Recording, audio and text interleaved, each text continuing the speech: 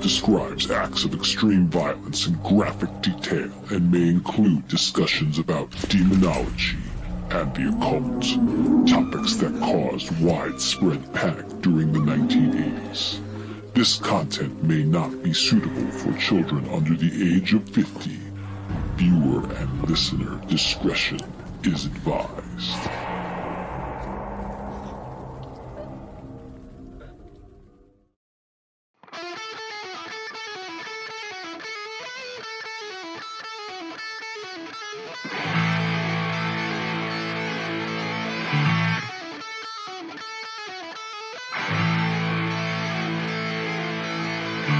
Welcome to the GROGTALK with your hosts, Dan and James.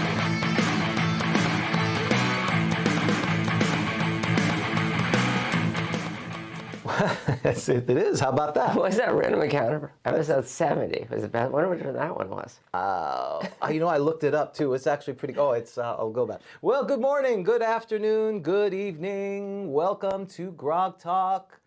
I'm James. And I'm Dan. And where are we from today, Dan? Baba Yaga's hut. That's right. We're back in the hut. We left the retirement, the Shady Greyhawk retirement home, or Back in the hut. back in the. We're back in the hut. That was an Iron Maiden song, right? Back in the Power hut. Slave? Back in the hut. I'm back in the hut. Yeah, that was great. Yeah. It was. I thought it was a filler track, but I've appreciated it more over the years. I was just about to say that. Yes, I agree with that. Right. That song, Back in the Village, was better than I originally thought. Right. I thought it was a filler, but now it's back. Okay, well, obviously, hopefully people can hear us. It's been a little bit. We had some summer vacation plans and summer procedures. My wife had a, when you get older, you get procedures. So Right. had to take care of the wife. You want to stay married, you want to do what's right, you got to do that. So a couple of weeks we had to do that, but she's doing fine. She's, you saw her, she's walking around. Yes. So she's doing well, but we are back. So we are here, and we're going to talk about GrogCon 23, Orcus Fest, All Hail Orcus, Feast of Orcus, September 29th through October 1st, the Doubletree Orlando, 5780 Major Boulevard, Orlando, Florida. 32819. It is coming like a freight train. Yeah, it is. And the reason we started a little late today is because after this, we are going to play test the tournament module. That's right. We actually play test them. Right. So now, did you participate in the creation of it, or was it Rob's creation? It was really Rob's. I reviewed it and made some very minor suggestions, but all credit goes to Rob. And people need to be warned, though, about something. Okay. And I know you know this. Would you say that Rob, now we're talking about Rob Ritchie, of course, the Smoldering Dung Games Smoldering Dung. editor, our Tim Kask. Yes, is, would you say, let's say you were going to write an adventure. Right. And I was going to write an adventure. Yes. Now, they would probably be somewhat different in tone. Right. Would you say that Rob would fall closer on the continuum to your style of adventure or my style? Yours. So people have been warned. Right. I don't know if you want to describe what that might be. We don't have to. They can be surprised. But well, at this point, we did Into the Wild, correct? They've seen Into the Wild. We did. We Yes. did a live play of that. That is the purview of Rob. So if you remember, there was fey creatures and dancing satyrs and stuff like that. That was a lot of fun. So with that, if it's similar to that, you know what you're getting. Yes, it's colorful. Colorful. We like that. There's role playing galore, potential. Right. Right. As opposed to which is a survival horror game typically, where you're Right. just trying to barely survive. That's right. That's right. That's right. That's right. It's not tons and tons of monsters and busting down doors. But I don't know. Maybe. And death traps. Well, my tournament thing is I don't know how I'm going to feel by the time I get to the tournament. So I like the latitude of, if we've been drinking, we've ate too much, you're eating bad food for a day and a half, you're tired. Usually we do the tournament evening. This time we're doing it earlier. I like the latitude of I can kill the party off at any time and go to bed. That's the idea. Yeah, okay. Whereas this one doesn't sound that way. I'm going to have to, since I am one of the DMs, I'm going to have to role play. So I'm going to have to cut the drinking down a little bit. Well, You're a good DM, James, and I'm sure you'll figure out a way to do that total party kill, irrespective of how the adventure's written. How did they choke on the satyr's hair and died? I don't know. Right. That's whatever. Don't worry about it. Oh, we weren't supposed to roll for random monsters? Oh, darn it. I thought we were. I forgot about that. So actually what I was thinking about doing was potentially running that for our patrons, since obviously some patrons are not going to be able to get to GrogCon because they live all over the world and they have lives. So maybe that would be a good thing for them to do. So I may do a play test so I'm fully prepared. Oh, you're a professional. I'm trying to. Because is it fair to say that the DMs that you may get at the tournament are varied in preparedness? Is that a fair statement? I'd rather not comment.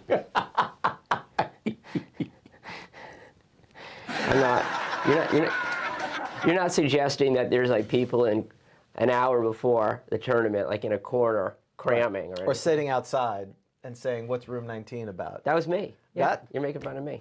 Well, you weren't the only one. That's true. So anyway, we are looking forward to that. It's going to be a lot of fun. There will be I've showed you the complete artwork of the Feast of Orcus now, Beautiful. right? So that'll be there. Fantastic. Crystal Thorn will be presenting that. Please, if you're interested in buying the prints of that's available on our website. I'll put that in the show notes, but feel free to do that. Also, there's a painting contest. Tom wanted to remind me that he is doing an Orcus contest. There's going to be a contest to who painted the best Orcus. Wow. An Orcus painting contest. So just any painting. Well, figures. Oh, you got to paint a figure. You're painting a miniature. You're painting a miniature. Right. If you go to the Discord, there is a channel dedicated to that, is my understanding. Yeah.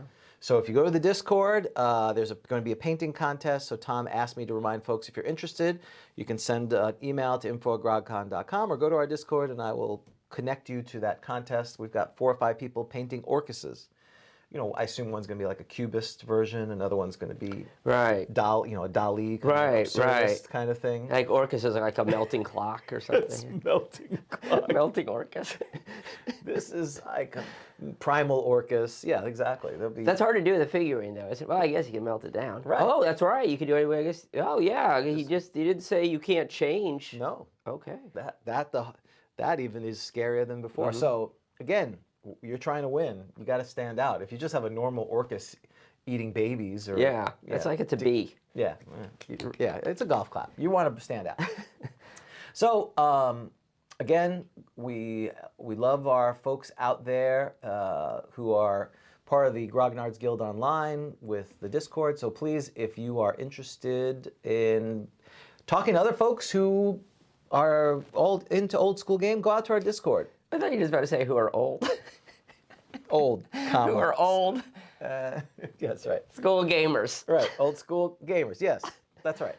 I would not imply that I'm sure we have someone under 30 that's part of that. It's possible. The demographics say that there are some. No. Yes. Yes. Yes. Okay, Yes. good. What else we're doing? We have an iTunes review. So I forgot to copy some of the other things. Awesome show about an amazing game. I can't attribute this to someone. I failed to provide the attribution to this, so I apologize. But if you go out to iTunes, it's the last one. One of the best. One of the best. Where's the other ones? Wait, one podcast. Yeah, there's only like 3. Are there still? We're third. Well, top 3. Okay. Out there. And the random encounter for episode 70 was the best one ever. So I went back and reviewed that one. That was the one with the mastodon in the ice. What happened? Do you remember that? A mastodon went through the ice and he was fighting the Iceman or the Barbarian or something? Wow. No, I have to tell you. Oh my goodness. Oh, it's Jack. No, I don't remember that one, but I'm glad that it was. Yeah, because that's the time you worked the ref to say he was in an ice cave and he was going to fall through the ice before he got killed by, I forgot who he was fighting. I remember a dude with sunglasses and the ice. Frost Man? Yes, I remember the Frost Man, Cuckoo Cuckoo. Are you the Eggman or are you the Frost Man? Let's say hi. I know you're all dirty and filthy. Hi. Yeah. Oh, Jack. This is Jack. He's here. Good morning, sir. Everyone's coming in, so Jack just went for his walk, so he's a little excited. He's like, "Oh, Dan's here." This is why we started kind of slow the show, like as people like kind of wander in. Yeah. Yeah. Give them like 15 minutes or so. This is the prelude. People aren't going to take their this too coffee. seriously. Okay. This is what I cut out of the Whoa, podcast. typically. Jack. What? Is he happy to see you? He's showing me something. Oh, geez, Oh, wow. it's pornographic. Well, okay. This guy's lipstick out. What are you doing? Impressive. That's right. No need to brag over there. Hey, is that your lunch? Yes. Hey, get away from his lunch. Yes. I brought lunch. I didn't expect you to feed me. I would, of course, fed you. Don't you love it? How it's a little brown bag? No, it's okay. Well, I know you're an adult man, but you still use a brown bag lunch. Come here. Hey, don't sniff over there. So, thank you for that. And if you want us to read verbatim your iTunes review, go out to iTunes, and we'll be happy to do that. Go to Licious Travels. I'm not sure exactly where he's at right now, but I know he's gone back and forth. I think he's maybe in D.C. or New York. So I struggle to know where he is. I think he's in D.C. Okay. Well, if you have him, please feel free to put the location of him in the Discord, because the people who are in the know, who are trafficking him, they understand where he's at, but us who are like outside, we really don't know. So That's true. We don't know. That's something we have to. I think he's banned in D.C. actually. Is he? That's a different story. He's been banned. And speaking of banned, we know that issue 2 of Flipping and Turning was banned because of its controversial cover. Right. It was buried in a Landfill in New Jersey. In New, of course, in New Yes. Jersey. Everything's buried in New Jersey. But issue 13 is being worked on. That is the tournament issue. So I think submissions had to be in. But if you have something you need to talk to Rob at editor@grogcon.com or smalldringdungames@gmail.com. As usual, if you like this nonsense, please like and subscribe on YouTube, iTunes, become a patron, just give us money. We appreciate it all. Did that sound sincere? Yes. It sounds like you've said that before. I have said it before. I mean, seriously, we really appreciate people supporting us. That's what pays for the expenses that we have. And if you can afford it, we love it. If not, please do not feel obligated to it. We do this because it's a lot of fun. So it pays for medical procedures. Well, yeah. If it paid for, we are not paying for medical procedures with this. Not here. Not making that much. Not here in the United States. You're not. Not with how much we make and not with how many procedures we have. Right. Exactly. I would love it. It pays for the internet and the cameras and this and that, so that my wife doesn't go, "How much is this hobby costing us?" Yeah. That's really what it's about, because the wife says you can Yeah. use your time, Yeah. but if you're spending my money on stuff that I don't care about, that's when it gets a little bit of a Because problem. when I walk in each time and she looks at me, I do get a little feeling like she looks at me and she sees a liability. Right. Is that I could be misconstruing that? Well, she does that to everyone. Oh, okay. That's Yeah. just her look. Right. That's the look of you're here early and Right. why are you here? Right. But she tolerates it. Thank you. She's generally okay. And the fact that you keep me occupied, so I don't. That's true.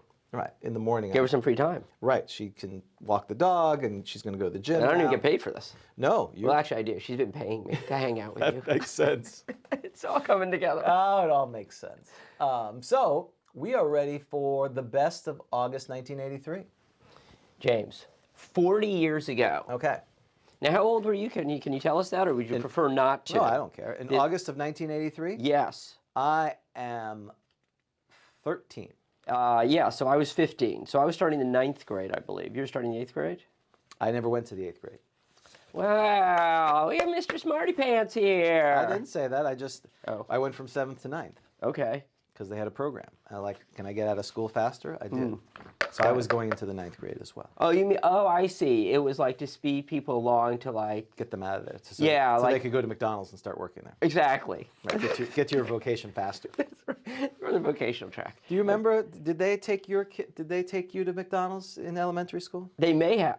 You mean what? What? I think so. Why did they do that? To get you ready to get a job there, because Oh. they took you in the back and show you how to make the hamburgers and French fries, and it was like, wow, that's amazing. They gave you a free Happy Meal. They were grooming you to go work there. I was in something called DECA, and it literally was. You would work you would only take half credits, Yeah. and you would get credit for working. I worked at the movie theater. No, wow. In retrospect, I feel like they didn't have a lot of confidence in They my. felt like they were getting you ready for the job that you could do, which is not much. Well, this was elementary. Yeah. We were 9-year-olds, and of course they're like, "Ooh, look, Happy Meals, this is great." But they were grooming us to get us ready to work there. So you didn't go to a prestigious private prep school? So in New York City, the schools were so numerous they didn't have names. I mean, they had names, but they were known Just by the PS numbers. whatever. I went to PS 89. You didn't go to like Bronx Science or anything like that? No, that's in high school. I went to PS 89 and then junior high school 73. Yeah. Then I finally went to a place that was named Newtown High School. So were you like the PS 93 like Cougars? Well, I don't know what we were. We were the lack of potentials, the the unwashed masses. It is kind of funny though. Right. No, it's actually. I'm sure they had a name, but no one called it that. Right. And when you went to junior high school, like which you asked you because of course you got split up based Right. on where you lived. I'm like, oh, I'm going to 73. Oh, you're going to 125. It's like, I mean, the thought of that, they didn't even have the time to name your schools. Yeah. Okay. That's. They really thought about you. So what? I'm sorry. So what number are you at in In junior high school, 73. Okay. So James, when you were at PS 73. JHS 73. I'm sorry. The elementary school is public school. Then junior high school was named separately. Okay. Sorry. I've gotten lost quickly. PS, All right. PS 73, sure. This song was not only, and it's been a long time since we've had a show, a month. Right. Surely you'd think can't be the same song. It is. So if you can remember Wow. the song, which I believe you got right. I don't know if I gave you any hints. I believe you did. It wasn't What a Feeling. Was it What a Feeling? No, that's Wow. yeah, we kind of moved Right. past that. Was it Land Down Under? It was It's not Men at Work. not Men at Work. Dexy's Come On Eileen? No. It's a band you love. Oh, a band I love. The Go-Go's opened for them. Oh, yeah. Oh, yeah. Every Breath You Take. You are correct, Thank sir. you. Yes, right. I knew it. That's so frustrating. I had that. Still, a month later? A month later, James, 40 years ago today, this movie was #1. Do you want to take a guess, or would you like me to give you a hint first? Let me take a guess. Got This it. is the summer of 83. And let me tell you something. I've brought a All of list them? of, because this to me says 80s. Now maybe that's because I'm 15 at the time, and so I remember this stuff. Right. But this to me, when you hear these movies, you're like, oh yeah, this is the because we talked about this, how like 81. It's still the 70s. Exactly. Too much 70s residue. Right. We're in the 80s. We're finally in the 80s. Finally. Yeah.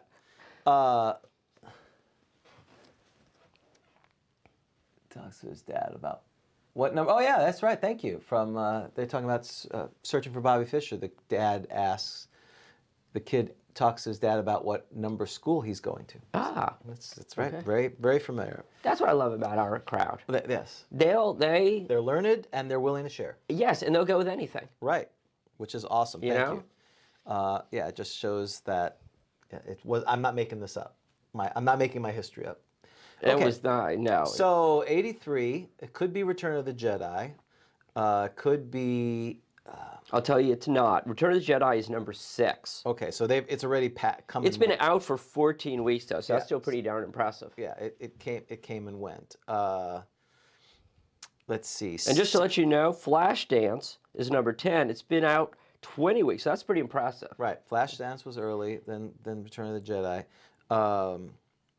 I don't think. Let's see. It's Temple of Doom came out in 85, so it's not that. Is it like 16 Candles or Pretty in Pink? That's still late. No, as a matter of fact, I do not see any Of those movies. of those kind of. Ferris Bueller's later, so 83. And just to let you know, I know you're stunned by this. Staying Alive, which remember had that Right. brief time at #1, is bound to 11. Okay, but the fact it's still on there is pretty impressive. Yes. 83. All right, I'm gonna need a hint. Okay. I'm going to give you a hint, and you're going to get it when I give you this hint, okay? It's so obvious. Yeah, but I'm going to do it anyway. Okay. 221. 220. Oh, now I feel bad because I said it was so obvious. Now you're 221. Oh, maybe it's not that. I could have given you more of a hint with that. 220, 221, whatever it takes. Oh, maybe you don't know that part. I thought you did. I don't know. Oh, I'm sorry. Okay. Michael Keaton, Oh, Michael Keaton. Terry Garr. Oh, what's the name of that movie? Yeah, yeah. Oh no. This might be our best episode ever. Terry Garg. I know. I can see it. Yeah. Oh, I have not seen that in forever. It's not Beastmaster. I'm sorry. It is not Terry Garr in Beastmaster. Michael Keaton and Terry Garr in Beastmaster. I don't even know what Beastmaster is, but it doesn't sound like a movie they'd be It's in. not Night Shift. What was? No, it's not. No, it's not. That came out before this. I don't know. Mr. Mom. Oh, Mr. See, I thought, so you got guys. They got it. He got it, Mr. Mom. He says, well, what are you doing? What are you doing, electrical work? 220? Yeah. He's like 220, 221, whatever it takes, which I don't know what any of that means, but obviously 221 is not. I don't remember. I think I've seen that movie once. Oh, so I'm sorry. No, it's okay. Okay. I probably need to see it again. I don't really think. I forgot how popular Michael Keaton is as a movie star. You know, I always just relate him to Batman, and then, you know, I saw Night Shift with Harry Winkler. That was another one I remember. But he was in a lot of movies, Mr. Mom being one of them. Okay, I'm going to go quickly through the movies because I know this is a podcast about First Edition. It's one of the best. One of the best. So, and I shouldn't tease about that. It's very nice that he said is. that. We appreciate when people give us. He that didn't say it serious- was the worst. It was adequate. That's it was, true. Yeah. That's true. Okay. Try to be half full, Dan. It's hard. It's so hard, James. It's just not in me. Okay, ready for this? When I say these movies to you, you say yes or no as to that's so 80s, okay? Risky Business. Oh, that's totally 80s. And that's not number one? No, it's number 2. It's number 2. How long has it been out for? It's been out for 4, and Mr. Mom's been out for 6, which Wow. is interesting, isn't it? Wow. Easy, Okay, easy. Easy Money. Easy Money. Rodney Dangerfield. Right. That's 80s. That is straight up 80s. I just watched Back to School. My wife had never seen it. We Really? watched it. Yeah. Oh, with Bobcat Gold? With, Yes, yeah. he's the history professor. That's right, Vietnam. That was amazing. I'm gonna keep my eye on you. I like your The answer. Triple Lindy. The Triple Lindy. Not the triple. Now See that? you- yes. See that one I know. Yes. The Triple Lindy. Coming into your own, aren't you, Melon? Okay. Exactly. Number 4, Hercules. No? Oh, I don't know. I've never seen Hercules. No? No, I don't remember Hercules. I don't either. Number 4, Hercules. 5, National Lampoon's Vacation. Right? That is a classic. 6 is A Return of the Jedi. 7, Cujo. Oh, Cujo. Wow, Stephen King. That's good. 8. That's what we're going to name you, Jack. Cujo. 8, The Adventures of Bob and Doug McKenzie. Strange Brew. Oh, wow. Strange Brew. Yeah. 9, Trading Places. Trading Places. Wow, you're right. And 10, Flashdance. Yeah. There it is. That's the 80s. That is totally the 80s. Thank you. Well, Okay. that was good. That was very good. So I have to remember that Mr. Mom is number 1. So 3 weeks from now. Right. When I say, hey, it's still No number- sandwich. That's what he's saying with a smile. No sandwich. Is that? That's what I assume it's part of the show, Mr. Mom. No sandwich. There's a lot of good. Yeah. Oh, there's a lot of good things. Well, I thought about that because I used to drive my daughter to school, Oh, you're right. and there's this thing where you're supposed to go in just one way. Right. Everyone, or it doesn't work. He goes in the wrong way, and they're north for this, you jerk, and Exactly. I would always think of that as okay. All right. Ready to flip the calendar. I'm ready to flip the calendar. So this is the day. This is the Realms of Wonder, right? Discover Realms of Wonder. Oh, Back to School. That's right. Yes, he was talking about the sandwich from Back to School. Oh, what was I just saw that? Maybe I should know the line. I should. I don't remember. Right. I just remember the Triple Lindy. The Triple Lindy.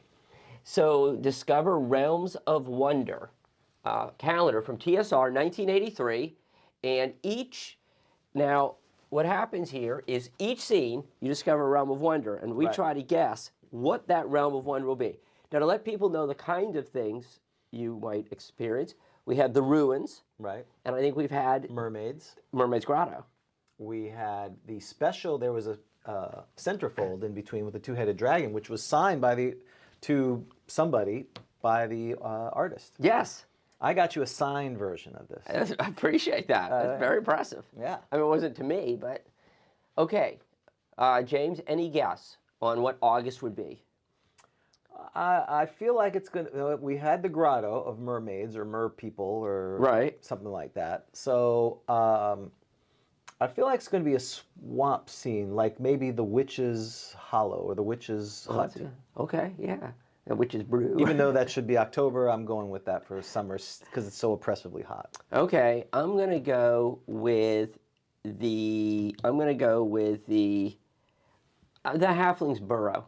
Oh, that's okay. All right. You know, That is a wait, rubber. but gnomes have burrows. Do halflings have burrows? I believe yes, they have homes, and I think gnomes have burrows. At least in the Right. AD&D version of it. Okay. Well, I'm just I'm gonna not sure how Wonderwist that is, but we'll see. Okay. All right. Do we have any other guesses out there? Desert. Just desert. It's like a sandstorm. Desert. Thank you. Sandstorm in the desert. Oh, that's my grass out there. It is. Oh, wait. Oasis. Have we had an oasis? I don't think so. Okay, can we conclude oasis? Yeah, well, we need to work that a if little more. there's any sand in there, we'll give that to the Admiral. Very good. All right, here we go. What do we have for August? No peeking. Oh. Well, I was going to say this. It's the Mushroom Village of the Elves. Of course. Who would have thought? Wait, those might be those crazy people from the A whatever it is. Oh, the Myconids. Oh my God, run. You know they're in the latest Baldur's Gate game. I did not know that. The Myconids, they're in there. Mushroom Village of the Elves. Yeah, that's a contrarian kind of thing because typically, right, we think of elves living in trees. Yes. And what's happening there? They're both elves, because see, these got Pointy ears there, and she's got some kind of hood adornment on her, Yeah. some kind of horns. A little disturbing. It's a tiara. Tiara? I don't know. It's hard to tell. Diadem? Ooh, I don't like know. that. Good Like that? word. So yeah, there's some sort of spell going on with the mushroom. Okay. Well, not with the mushrooms. Okay. And Wait, look. Oh, wait, it's a mushroom. They live in the mushrooms, James. Look. hence the Mushroom Village of the elves. Well, I didn't know they were actually living. Yeah, maybe I should have thought that. I just thought they're surrounding. No, they've carved out, they've excavated the mushrooms. These fungi are so massive that they are able to live in there. Why would you want to live in a mushroom? Maybe they're hallucinogenic. Oh. Maybe they're tripping. Okay. All right, Mushroom Village. Okay. It doesn't look very scary. You know, it's a bummer Knuckles died. Right. And the wine-sodden bum. Because that would have been an awesome place to go wreak some havoc, don't you think? Yeah, they seem very passive. They do. That place is rife to be taken over. Yeah, because for those who can't or are listening to podcasts, there's a male and female elf-looking creature in the center. They're surrounded by these toadstools that are very large. They don't seem in proportion to them, but clearly they've carved out holes that serve as windows, and they're observing and manipulating a light source. Well, I can, shall I? I'll give him a little peek. See? Yeah, Oh, that doesn't help the people on the podcast. it's going down. Oh. That doesn't help the people on the pod. Well, you should watch the show. No, that's true. Well, Right. we are a multimedia empire. So there's the Mushroom Village. There you go. It's well worth the thing. Yeah. All right. Very good. Thank you. So Oh, yes. I put it back. Oh, and what I don't like about this calendar is it doesn't have events. Yeah. No, Minus like Ernie 4 stars. in Hollywood. Well, apparently Ernie is doing better. Ernie was. I did not know that. I guess he was not feeling well. Okay. So, but he's recovering based on the Discord, what I've heard, which is good. Okay. Good to hear that. It is good. We're ready for Mad Libs. Okay. You want a Mad Lib? You want me to Mad Lib you, or you're going to Mad Lib me? Is James going to? I don't know who. When you say are you going to Mad Lib? I don't know what that means, but we'll find out. Right? Am I doing it or you? Yes, you're doing it. So you're going to give the words. Oh, see, this is hard because I always feel bad that I don't know what an adjective or an adverb I'll is. let you. I'll tell you what it is. All right. So what is Mad Libs? As I try to find. So Mad Libs is where. So James has a good one. purchased the Wizards of the Coast Official. not AD&D, D&D Mad Libs game, and I'm gonna pick the words, and Right. James gonna fill them in, and read it out, and it's hilarious. Yeah, it could be hilarious. You know, that's the whole thing with this. Improv can be good or it can be a Right. train wreck. All right. I will not tell you what this is about, but yet I will tell you what you need. A plural noun. Dingoes, Dingoes, like the Right. dogs from Australia. like the dingo took your baby. Are they canines or they're not dogs, but yes. Okay. An adjective. You know what an adjective is. I do. Swampy. Pretty sure it's an adjective. Yeah, sure. Part of the body. Nipple. Okay, this is you. I'm surprised. What's wrong? That's okay. I don't know what. You're Adjective. Cantankerous. Sorry, Jay. Would you like me to do fewer letters? Well, I may not know what it is. Okay, plural noun. Let's say lemons. That's what we do at the show. Noun.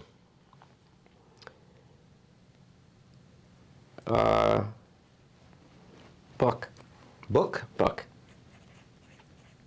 Occupation. Thief. Oh, that's good. Verb. Pinch. Color. Chartreuse. Okay, thank you. I know you don't want to do this anymore. I do. I'm having fun. All right, verb ending in ing. Let's say belching. Ooh, I know what the crowd wants, James. that's right. Adjective. Limp. They do. Adjective. I'm sold out. That's right. Good for you. Thank you. About time. Our ratings are going to go up.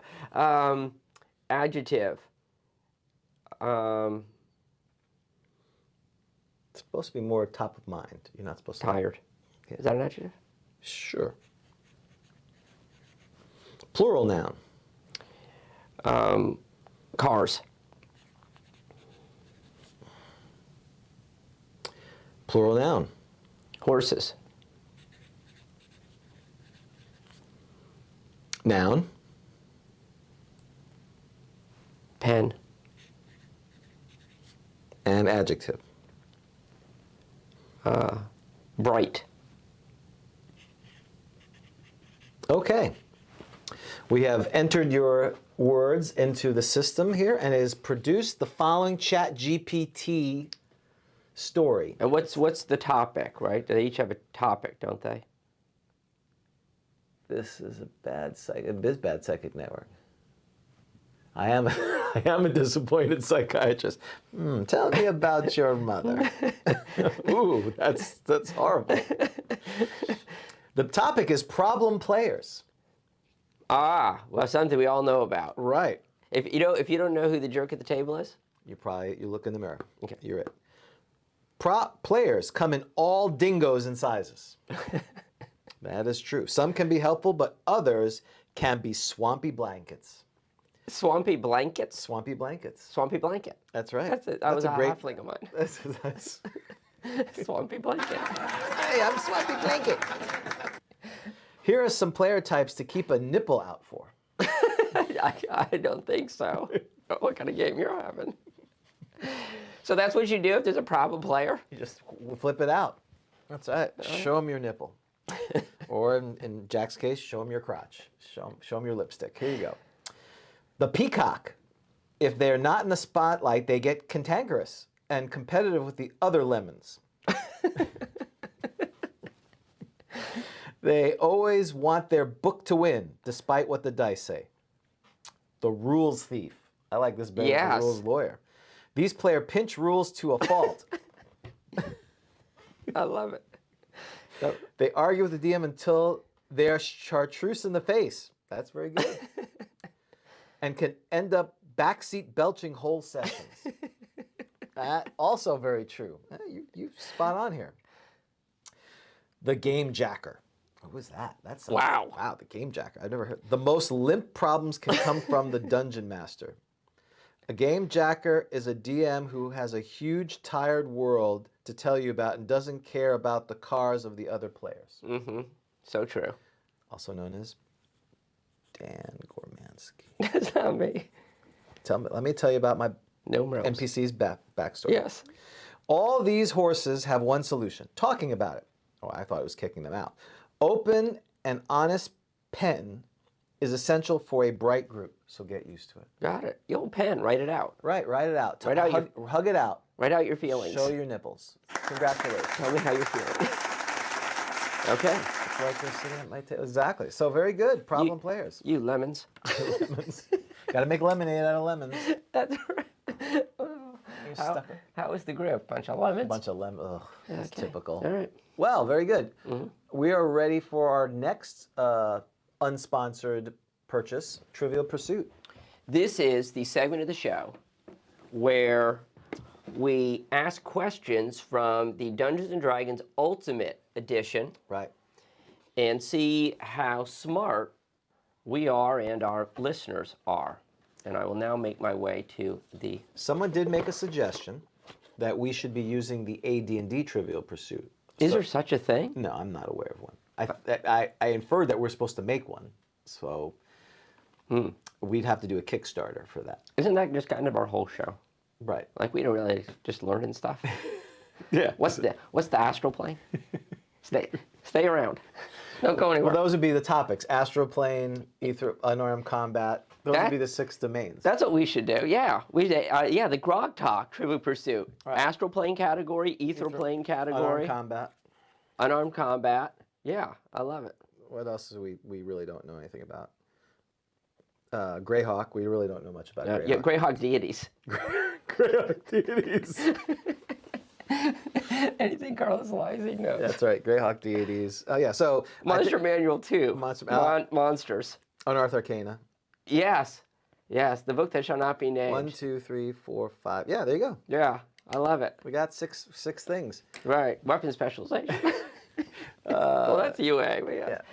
That'd be great. Okay. Right. So the ones at the top are new cards. Is that fair to say? Correct, yes. How many? You get 3, don't you? Yes, 3 each. And I think what we're doing now is we're picking any 3 questions that we think fit well for our crowd. That is right. So we're sort of adjusting a little. Right. Right? We can be flexible. We can be flexible. Okay. Okay, so take a second to look at... I already have a good one. Oh, do you really? Yeah. Okay. You ready? Yeah, sure.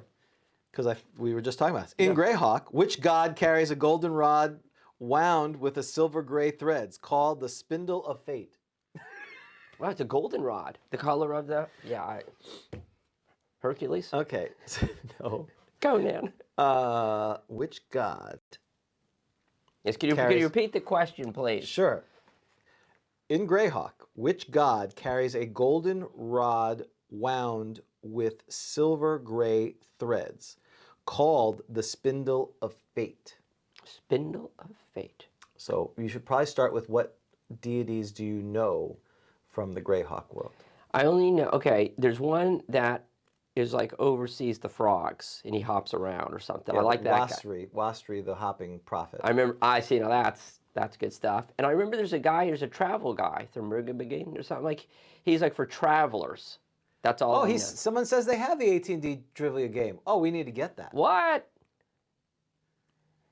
Does he have it within his control right now? I don't know. He says, well, he's used the have, which sounds possessive. Mm-hmm. Oh. I have the yes, AT&D that's trivia game. Yeah. Okay, maybe that's it. Okay. All right. Do you have a Nice going, James. I didn't know that existed. That's amazing. Wizards duped you. Okay. Oh, well, I have to go on eBay and look for that. I have no idea. 0. So, do you know? Did you know before you saw the answer? No, because again, like you, I know Bokob the Uncaring. I know Wastri, the hopping prophet. I know Eus, which is not really a god. He's a minor demigod or whatever. I know Hextor and his his arch enemy Herodias, the basically lawful good guy, and of course Saint Cuthbert. Those are the ones I know. Well, oh sure, of course Saint Cuthbert. I forgot about him because that's Hamlet, right? Yes, but the rest of them I don't know. So the answer, I think we got a proper answer, is Istis, god of destiny, and the Admiral, Eternal Subduer of Hillsborough, got it correct. Well done, sir. It wouldn't surprise me. Who is also the possessor of this AD&D thing, which again, never thought of. Maybe it was only in Australia. Okay. Go ahead. I don't know how to pronounce this word. Glaive. It's a weapon. Glaive. Is a glaive a one-handed or two-handed weapon? Oh, that's easy. I do not know. I didn't know the answer. It's a two-handed What does it look like? You're correct. Well, let's see. Do I have... Yeah, what is that where it's all the weapons are in the back? Well, there it is in the book that shall not be named. They did it again. But in the adventure log, they showed those as well. I remember you telling me that. I think I have your adventures log. You have a adventure. So here you go. 8. Where is it? Page 126 Oh. of the books that shall not be named. Now, fortunately, I have a defective copy because the pages don't come out of this one. Oh, I'm sorry. Yeah, this one, It's not worth that much then. no. Yeah. The pages don't just immediately eject out of the book, so I can't hand you I have to show Right. you the book this way. But there they are. Those seems very long. They're very long and tall. Not useful in a dungeon. I wouldn't think. Okay. No, well, that's the point. You're not supposed to. And then people trying to run around with these and we're like, "Hello, you can't use a pike in the dungeon." I think that one it specifically says. So, all right, there is for those who say we never look at the book that shall not be named. There we go. Mm-hmm. Very good. Oh, it's my turn. I'm sorry. Oh, it is. Yes, it is. This is completely random. What was the intelligence score of the wizard Mordenkainen in the 1980 publication The Rogues Gallery? Wow. Do we know who Mordenkainen's whose player was that? I don't recall. I don't either. I would I mean, I just hazard a guess, of course. I'll say 20. What are you going to say? I'm going to say it wasn't that high. I think it was 17. Okay. Does anyone else have a guess? And then we'll look it up in the Rogues Gallery. And maybe somebody online can tell us Well, we can look whose that up, character. too. Oh, you got the yeah. Keep going. Well, that's all. I'm going to say 17. You said what? Well, I said 20 because I thought maybe there's magical. Yeah, maybe. I mean, I don't want people to think I'm an idiot. No, you're thinking not. Why that would you think you're an idiot? can't go beyond 18. Not because of this. You know, I don't think anywhere it actually says that humans are limited to 18, does it? You know, I don't think it's got the non-human races listed in their maxes. Okay. Mordenkainen, the player, was Gary Gygax. Wow, that's embarrassing. I have egg on my face. And the intelligence was 18. Okay. Well, but I knew it wasn't 20 because I don't remember any of these guys having Do you think more than 18. Do you think Gary showed up and was like, yeah, I wrote up this character. He's got 18 intelligence, and people are like, Gary. Well, yeah, he is.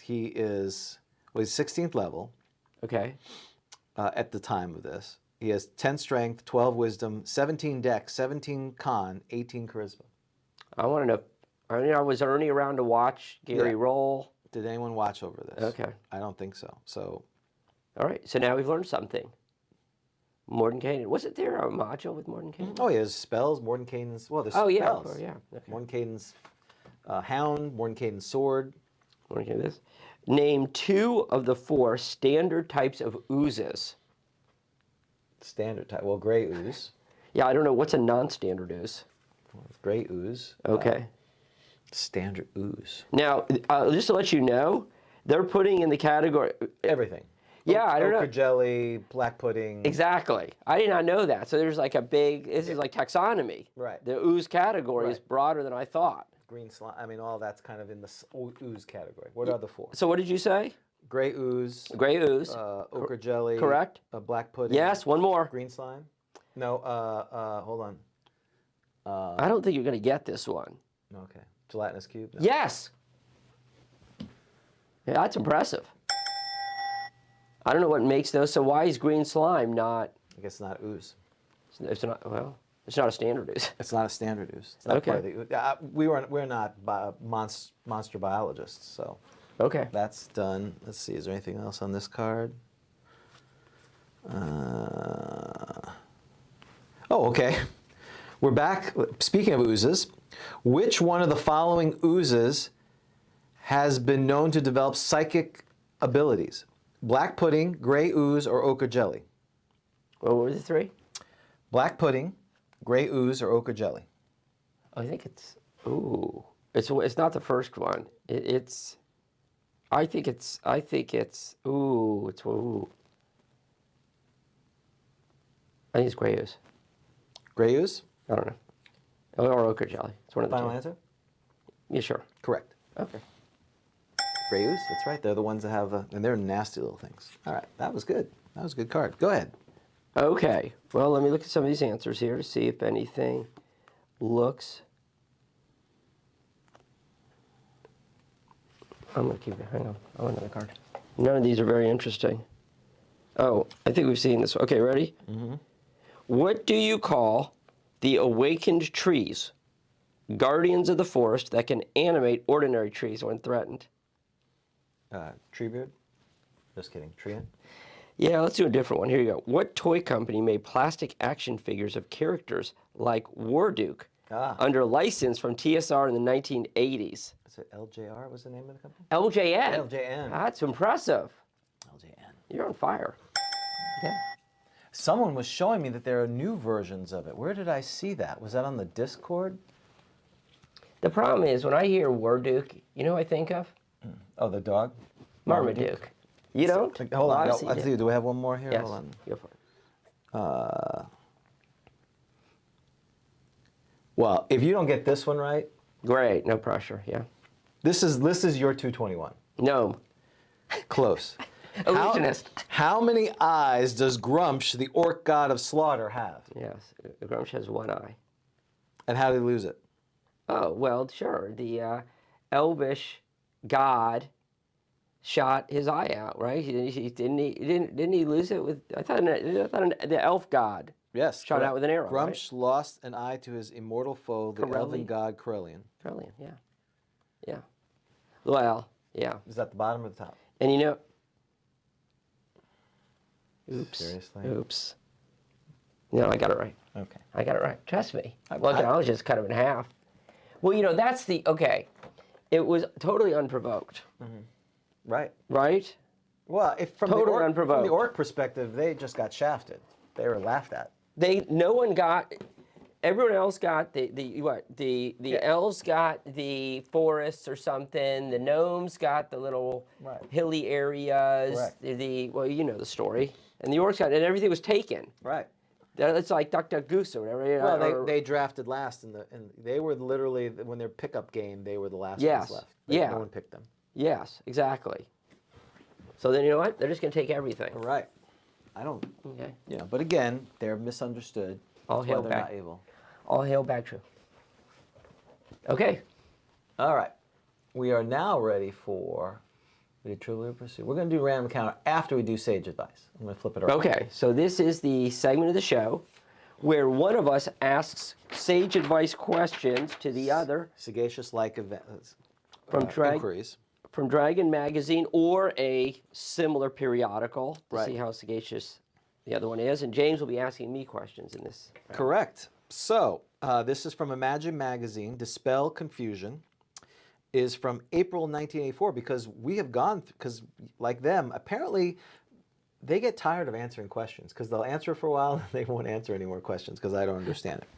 So I was looking through and found some good ones here. Now, we will start with question. This is for the advanced game because they ask questions for basic and advanced.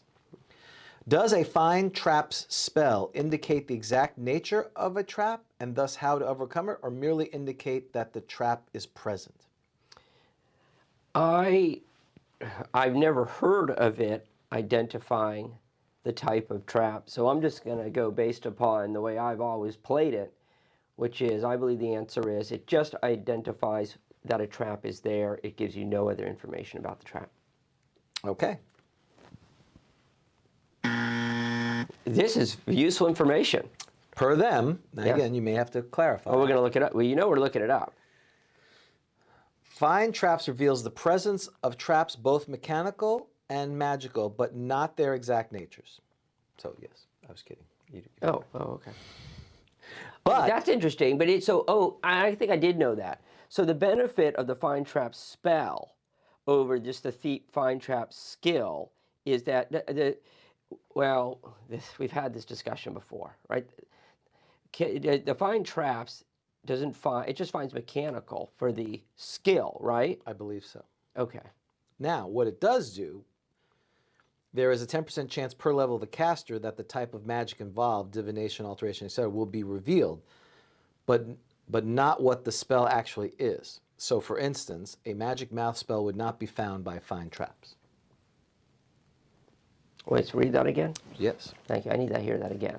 There is a 10% chance per level of the caster that the type of magic involved, divination, alteration, etc., will be revealed, but not what the spell actually is. Oh, okay.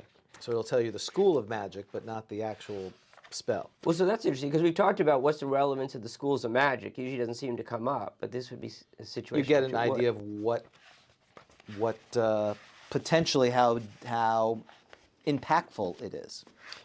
So grab your player's handbooks, folks, We know you or got your it. PDF, which is people use those apparently. And this is a. Second level spell, which is ridiculous. Wait, why is that ridiculous? It should be first level. Oh. It doesn't remove them; it just finds them. Oh, it's a clerical spell. Yes. Is that it? It's not 45. It's only a cleric spell. That's my understanding. I wonder why. Because it's part of the divination. You're beseeching your deity to find the trap. Hence the skill. Oh, like for safety kind of things or something like that. Right. Keeps you safe. I'm trying to. Okay. Page 45. Okay. It's short. Yeah. I like it. When a cleric casts a find trap spell, all traps, concealed normally or magically, of magical or mechanical nature, become visible to him or her. Become visible. Note that this spell is directional, and the caster must face the desired direction in order to determine if a trap is laid in that particular direction. Wait, we got to go to the DMG. Where's this 10% business? All right, we'll have to look in the DMG. I'm sure it's in there. Okay, but this is interesting. Yeah, you have Because- to point at it. You have to kind of spin around if But- you want to do a whole room. Well, what's interesting is the DMG usually clarifies things. This 10% business would suggest adding something. Yes, this did add it. Well, that's unusual, isn't it? To add as opposed to clarify? True. Very well said. Because I feel like you should know. You should know what your spell does. You know, not, okay. Yeah, I know, I agree. Okay, so we are heading to, the DMG, of course, has discussions of the spells. Have you found it? Yes, page 41, I'm sorry. Thank you. Awesome. Okay. And you're right, there is an additive quality to this. Oh, okay. So second level, find trap. Yes. Well, no, I already know it. This spell will be 10% likely per level of the cleric casting it to be able to note the type of magic involved, alteration, divination, etc. If it is a magic well, that's very useful. So, players need to know that. You don't know that. You're reading the spell, you think you know what it does. And of course, if you metagame, if the DM is rolling a dice, you already know it's a magical trap. Unless he does it all the time now. Right. So what you should do is you should just have on tape a loop of dice rolling. Oh yeah, all the time. All the time you should just be rolling dice. Like white noise. Yeah, or at least just you hear it coming. Because if somewhere. you're rolling dice, obviously you have a chance, it's magical, and they have to see if they figure it out. Or you could just, yeah, that's right. Or saving throws come in, random monster. Yeah, you just, okay. But All right. that, if you're someone like me who tries to roll dice out in the area, that's hard to do with Can that. I ask you a question? What is that? So let's say, I know the School of Magic. Right? What does that do for, so what does that help me? Well, if you were, for most players, it wouldn't help them at all. But, so if I told you it was an abjuration evocation, Yeah. then you'd know probably it's a glyph of warding. Oh, okay. And you got the player's handbook, so you can be skimming through it. You could be skimming through it. Okay, that's useful. And this is 3 turns. That's pretty good. Yeah, I typically, because you're supposed to do it in sections, right? So I typically say you have to point in a way, and you study it for a round or two, and then you point. So I think it's a 60. I've always thought it was like a 60-degree or 80. Basically it takes 5 or 6 minutes to scan a whole room. But again, assuming it's a normal size room. But I can also walk 30 minutes. So I can be like walking in the front. But it says something to the effect of. Where is it? Under find traps.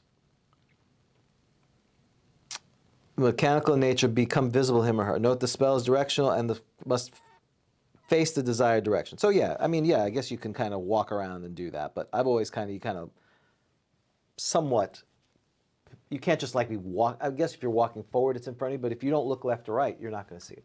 So if you were if it's Indiana Jones, and you're going into the, you really want a cleric with this. Yeah. leading the way, because you know there's just going to be tons and tons and tons of traps. Traps all the place. Got it. Okay. But you can't. It doesn't remove it. That's the problem. Well, sure, but at least you know where it is. Yes. Because You know where it is, Right, and you potentially, and you know if it's magical. And all traps become visible. Yeah. What does that mean? I mean, so what do I see? Do I see the trap becomes visible? You could argue that I see not just that, like it has like a glow, a fuzzy glow. Is it possible to actually see inside the outline of the trap? Well, I would say like detect magic. It would show if it's visible. If it's a lock, you would see it permeate through the lock. But you're not going to have X-ray vision to see in there. That doesn't make. But would I see? Let's say it's a needle trap. Would I see? Would it be a warm glow of like a needle? Do you think? Like, so that I'm like, oh yeah, you see like, so because we always just say, okay, you see, yeah, you detect a trap. We always say almost. I mean, it's called fine traps. We always say, well, yes, there's a trap there. That's what the DM would usually say, I suspect. Yes. But what if I am what am I called? It's a game. I'm the jerk. What was in our Mad Libs? Oh, you're the game thief. No, you're the game. Or the rules blocker. thief. Yeah, rules thief. So I'm a rules thief, you lemon, and I say, so I say, wait a second. What does it look like? Well, the way they clarify it is that they are visible, but this says it doesn't show their nature. So if it doesn't show your nature, it's not going to show that it's a needle. It's just going to show the presence of it. I think there's a little bit of a conflict there because it says becomes visible. Right. It doesn't say you detect it, right? Like detect magic. It says it becomes visible. Right. I'm just telling you what they said. Though it's interesting, how does a magical trap become visible? Is magic visible? Well, like detect magic, it becomes visible. But a trap, yeah, but that's a magic item. Right, but this is a magic trap. You've put the glyph of warning. You're scrawling and imbibing whatever this thing with magic. That's what's the trap there. Okay. So your game, you would say no. I'm just telling you, they think you're incorrect. Yeah, they're from Britain, or England. Is that right? They're from the. So should we discount accordingly? I mean, I can barely read this. It's not even in English. Armor's spelled weird. Yeah, it's weird. They have all these typos. Armor. Yeah. So, and if you'd like, you could write to them at TSR UK Limited, The Mill, Rathmore Road in Cambridge. Mm-hmm. CB1 4AD. Cambridge. Wow. Wow. Sounds impressive. They're smart. Sounds like that. Yeah. I don't disagree. I like your version of it because it makes it because it's a second level spell. It should tell you more about it. Yeah, then just a crummy. There is a trap. Yeah, there. There's a trap there. And it's Yeah, because if you think about it, you're right. So in other words, that would make it better than just the thief walking around. I mean, I know it's 100%, so it's going to be right, and it does magic, which is good. Okay. Right. The other choice is you could look at the wand of detection and see what it provides. Oh. When in doubt, I always look at that. Well, that's fair. Secret door and trap location. Wow, this is location though. Location. Well, it does the same thing, doesn't it? I don't know. What's it say? When the wand is energized and pulse point, whatever thing is to locate a secret door trap is within this range. Note that it locates either one or the other, but not both. I have always kind of did it, unless it's a super incredibly high level trap or something weird, I'd tell them, yeah, there's a magical trap. It's right there. For which one? For both. I would tell them the outline of it says visible. Yeah. I always err on the side of the players, so I would describe what the trap looks like, and that may or may not give them the info. I would. Well, especially if it's a second level spell. Yeah, and it says visible. It says visible, and that's still consistent with the 10% business, Right? Because just because it becomes visible doesn't necessarily tell you the nature of the magic of the trap. So Yes. okay. I like it. I like it too. That's very You've interesting. adjudicated that. You've convinced me. Well, that's my game. I don't know. Right. Exactly. And if we don't like these questions, we can call Graham Morris or Phil Gallagher, Mike Brunton, or Jim Bamber. We should have them on the next show. Well, these guys are great. Some of them they worked on Warhammer Fantasy and In fact, one of my next adventures I'm running for my group in my Rule Cyclopedia game is B10, and Graham Morris wrote that with a couple other people. The Knight something, highly regarded. I'm just started reading it. Here we go. Does the protection from evil spell keep out undead? Advanced. Well, not all undead are evil. I know that I thought the protection from evil only keeps out people from other planes or something like that. Well, I'm going to say, well, number one, no, if you're not like a skeleton or a zombie, it's not keeping it out. And I think the answer is, I'm going to say no. I thought they're just like at a minus to hit. I think it only keeps out people from other planes and things like that. Unlike the last time where I tried to fool you, you are 100% correct. Yes. This is a common misinterpretation of the spell. Oh. However, the player handbook quite clearly states that protection from evil produces a magic barrier which prevents bodily contact by enchanted and summoned creatures only. So unless an undead has been conjured from another plane, for example, it would not be held at bay by the spell. Moreover, I think what people get confused about is it talks about enchanted creatures, thinking that they're raised, so that's why they would do that. What's an enchanted creature, I wonder? So what would that be? Or so look in the player's handbook. There's and also we have a glossary. There's a -1. Is that right? Is there like a -1 to hit or something though? Yes. In any event? -2 to saving throws and to hit, if I remember correctly. You got to be evil though, so it's not going to do anything. Or if you're well, let's read it. Okay, and I'm going to see if enchanted is in there. I don't think it'll be in the glossary. Page 44 of the player's handbook. Okay.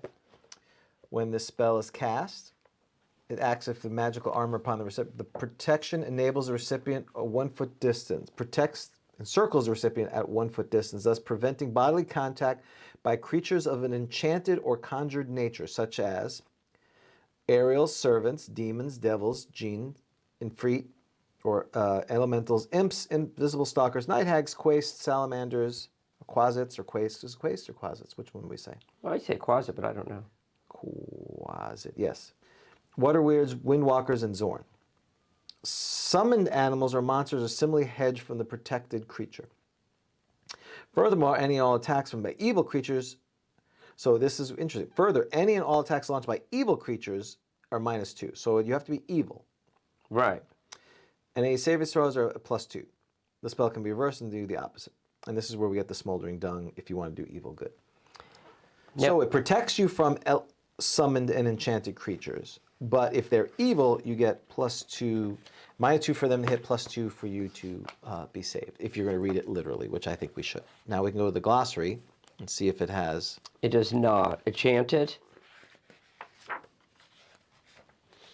Like armor could be enchanted.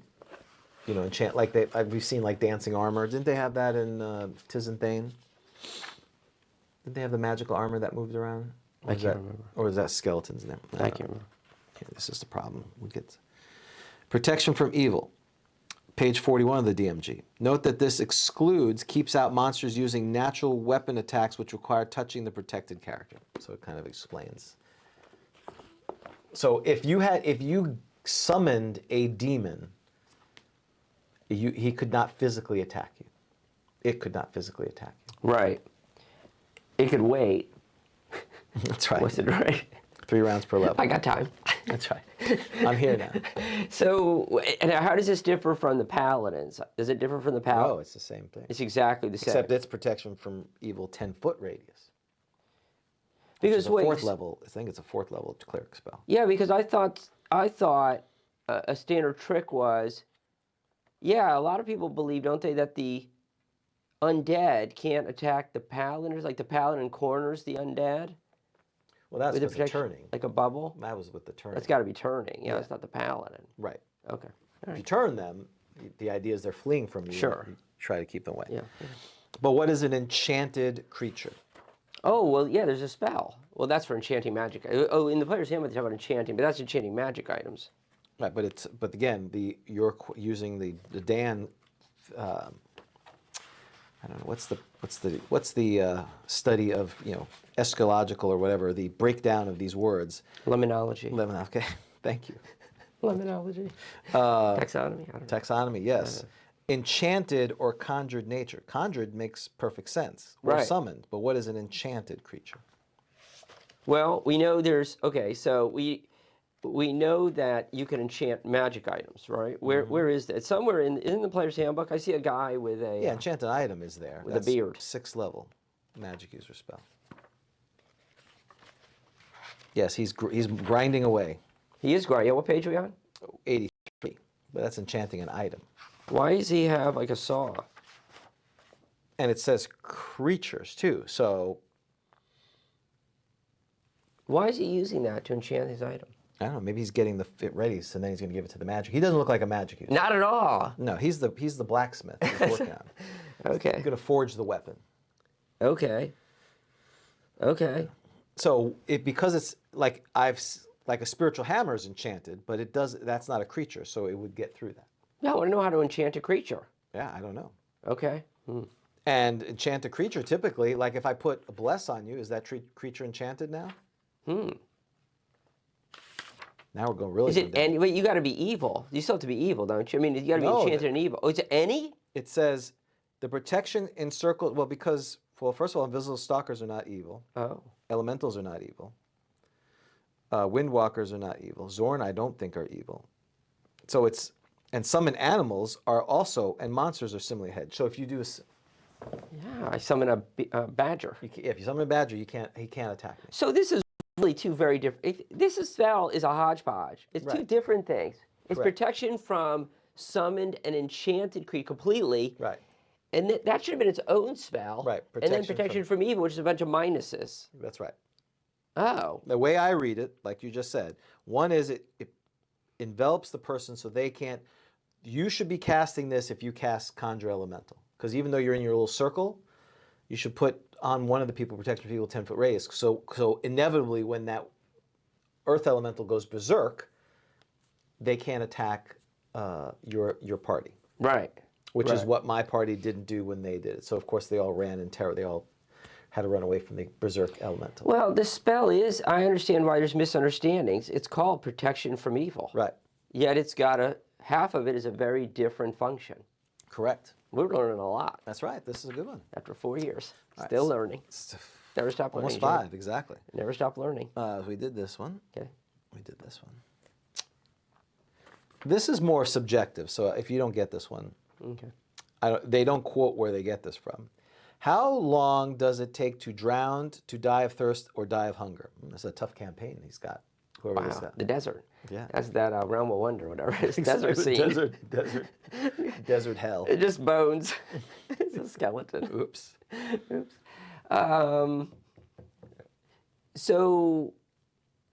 This is some. I thought this is somewhere.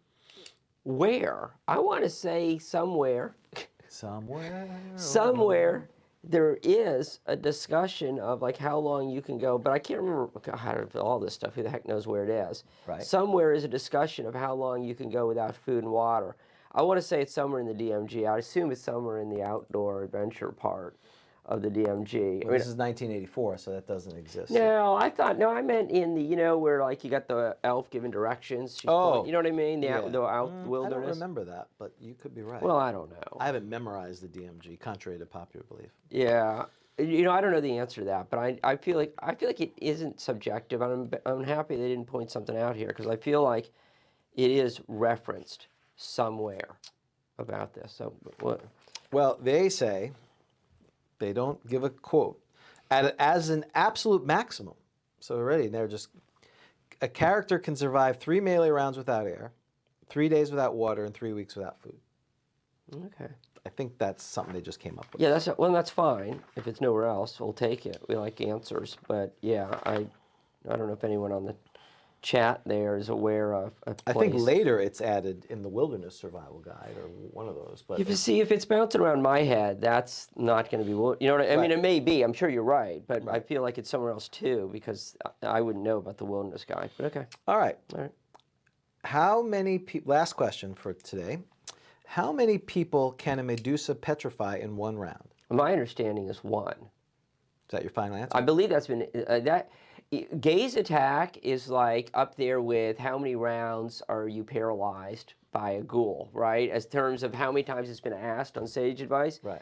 My understanding, well, it's never answered for sure, but my understanding is that the Sage Advice answers and the Polyhedra, all that has said you get one gaze attack. In addition, I believe, to your normal attack, because we talked about this, because you ran it, and understandably, because there was no answer in the canon, as it's either gaze or it's attack. Right, back in the day, just to be nice.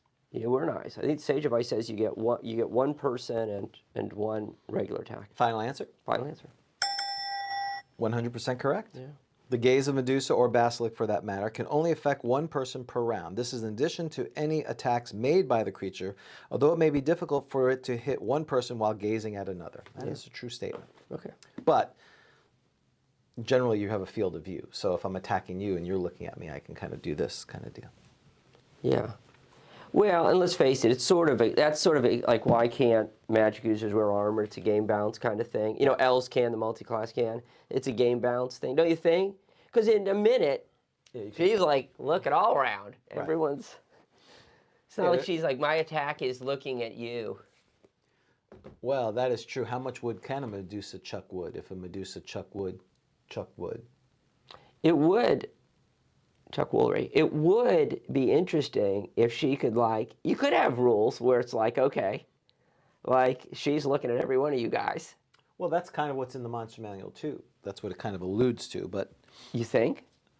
Under the Drasilisk business? Yeah, the Drasilisk business, because there's... Speaking of strange places to find things. Yeah.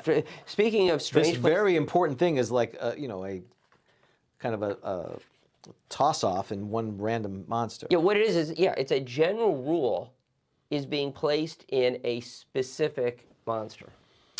Well, what's interesting here, it says, chances of meeting the gaze of a Drasilisk or any large creature using a gauge weapon are as follows. Add 1 if the creature's man-sized, such Medusa. Add 2 if it's small. So completely surprised, 9 and 10 surprised. So it doesn't say anything. And above it says, worse still, the eyes of Drasilisk can petrify any opponent within 20 feet if its monster's gaze is met. And it's 90% impervious to have its own gaze reflected.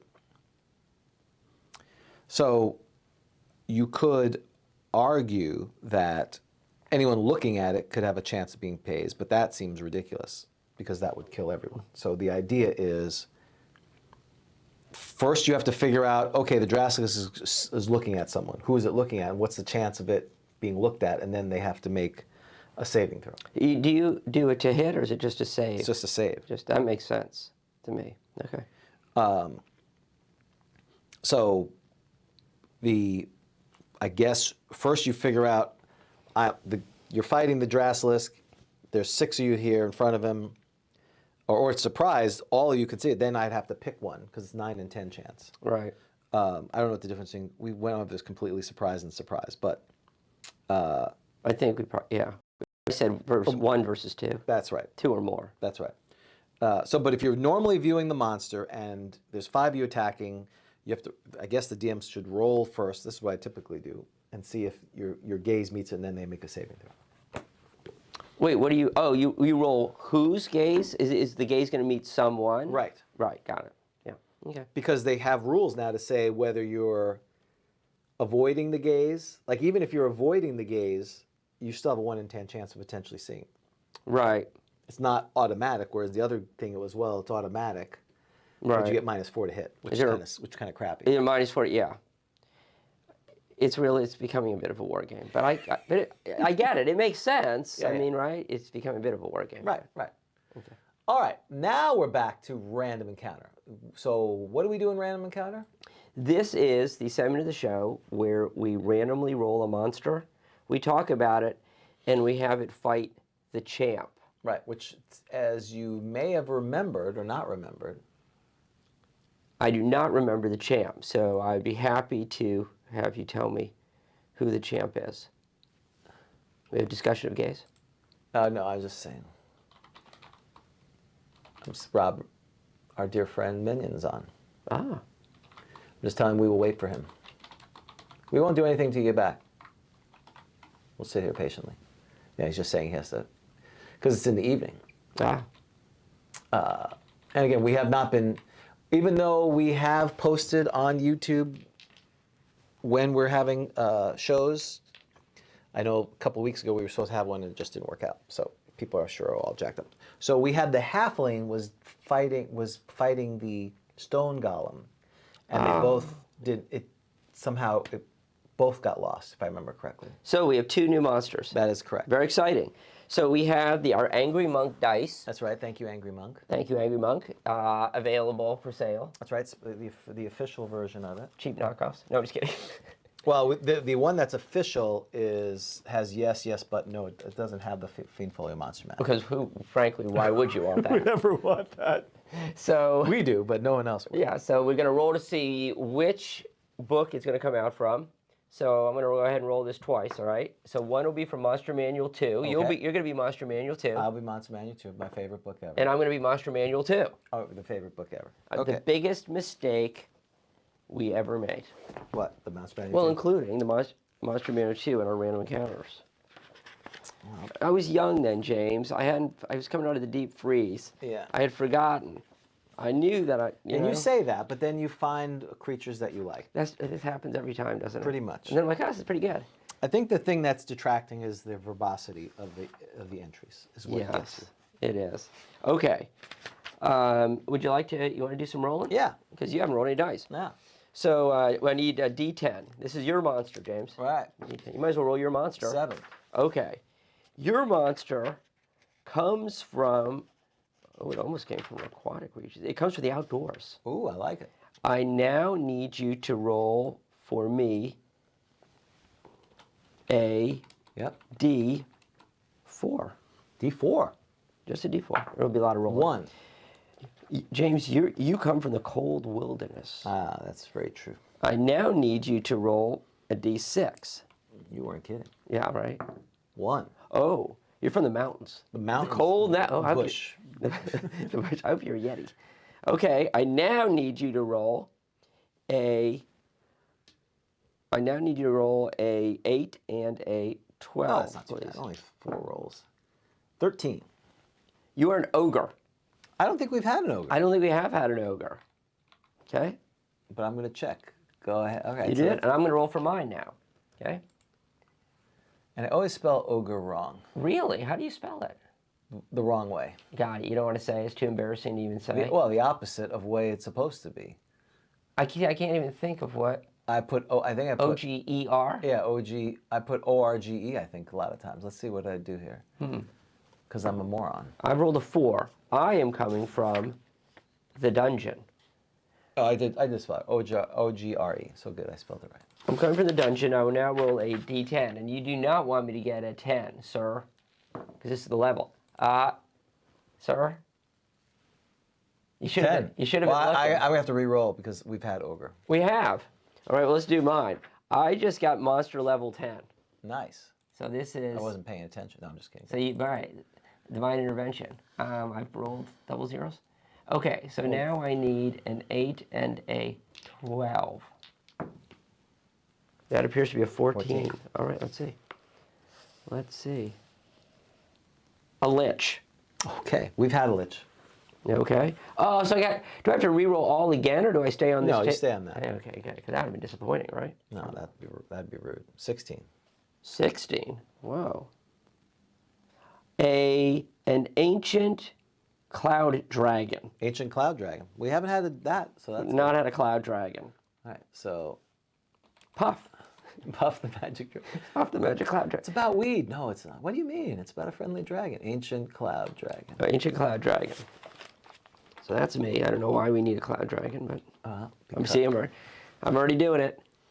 Before you do that, we got to re-roll mine. I'm complaining. Oh, so you were Mountain so high. you're cold wilderness. So roll 8 and a 12. 12. That's another ogre. You are a normal raven. A raven. I love ravens. You know, because they're chatty. Yeah. They talk. All right. But you're not even a giant raven. I'm a normal raven. You probably steal. Oh, I love ravens. You're probably in the service of an evil magic user. That Don't you could think? be. And Paul has a good idea. The cloud dragon is near the mushroom village, Ah. I guess. But we'll have to see. First of all, we need to figure out where the Who's from the dragon, Mushroom Village? the cloud dragon. Very interesting. So okay, so it's going to take place in the Mushroom Village. Right. All right. You want to trade? No. Oh, man. You're sad because you have 400 pages to read. I'd rather be in the Raven. Okay. You're on, what page are you on? So are we starting? What are we starting with? With the cloud dragon. All right. I am. I don't know. I'm getting there. Wait. So it wasn't Drelb. No. No. Okay. It wasn't Dragonelle. Nope. Oh. Okay. Dragon Horse. Dragonfly. Okay. Oh, there it is. It's underneath Dragon, obviously. Makes sense. Cloud Dragon, Draco, Cumulus, Welkin. How long do we have for the show? Until they come at 1 o'clock, so we have about 3.5 hours. This thing's enormous. Yeah. Okay. But I don't think we have to read all of it. Please, God, no. What I like is it's no joke. Okay, so it's very rare, thank God. 1 or 2, 0 to -3 armor class, 39-inch flying speed, 12 to 14 hit dice, 4 attacks, 1 to 10, 1 to 10, 3 to 36, 3 to 12. Yeah, this guy's not kidding around. 50% magic resistance. He's a genius. He's neutral. 66. They're always 66 feet long, apparently. Cloud dragons are most solitary creatures. Oh, so you could have like you have a cloud giant. I hope there's going to be some discussion of cloud giants here, and they're in the cloud castle. We'll find out. But they're solitary, which doesn't help. Yeah. Probably reducing that. 95% of all encounters will be with a lone individual. In cases where 2 are found, they will be a mated pair of adults. Cloud dragons are sky-dwelling creatures. While some live in caves which are shrouded by clouds, most dwell on cloud islands and lair there. CF. I thought you knew what CF meant. CF means like It's like Seath. I think it was supposed to be like compare, but I don't know that it's always used that way. Let's see. Let's see what Gary says. CF, compare. There you go. So why does it say compare there? Cloud giant, because they live on cloud islands. The cloud giants have these cloud fortresses. You see, it says compare. It doesn't sound like a comparison. Dwell on cloud islands and lair there. Compare cloud giant. Compare the cloud Okay. islands that they live on, I think is what they mean. Okay. Yeah, because what's a cloud island? I mean, so the cloud island has substance. I'm not going to fall through it, I don't assume. Apparently. So it's different. It's like a magical thing. It's not just a cloud. Yeah. There's a cloud island. All right. It's like I'm going to go to giant cloud because we've been commanded to compare. Oh, okay. Cloud. Blah blah blah blah. Keep going. They dislike intrusion. Right. Oh, I see this coming. This story writes itself. Well, let me keep going. It was just real quick. There will be ones. All cloud giants have a keen sense of smell. They surprise 1/6. Very intelligent. These will be the ones found dwelling on cloud islands. That's all you get. That's it. Huh. Okay. They live on magical cloud islands, so they're magical. So there's got to be substance to it. I got to be like, it's like I'm walking on like Right. cotton, like you said, right? Right. Like a big cotton It's ball. magical somehow. Magical Who made cotton it? ball. Don't know. Okay. So it's 75% unlikely that see, they don't like visitors. So we see this coming, don't Yeah, we? exactly. The Raven's coming. You're probably coming with a message. Maybe you work for an evil magic user and you're coming with a message. Yeah. I don't like that. Doesn't like that. It's not going to like the message. I'm not liking it. It is 75% unlikely that a cloud dragon can be distinguished from a normal cloud. Oh. As all these creatures can assume a cohesive gaseous form out. Oh, this is not going well for the Raven. No. He never saw it coming. He's just flying through the sky. Yep. He's like going through that cloud. He just goes right in the mouth.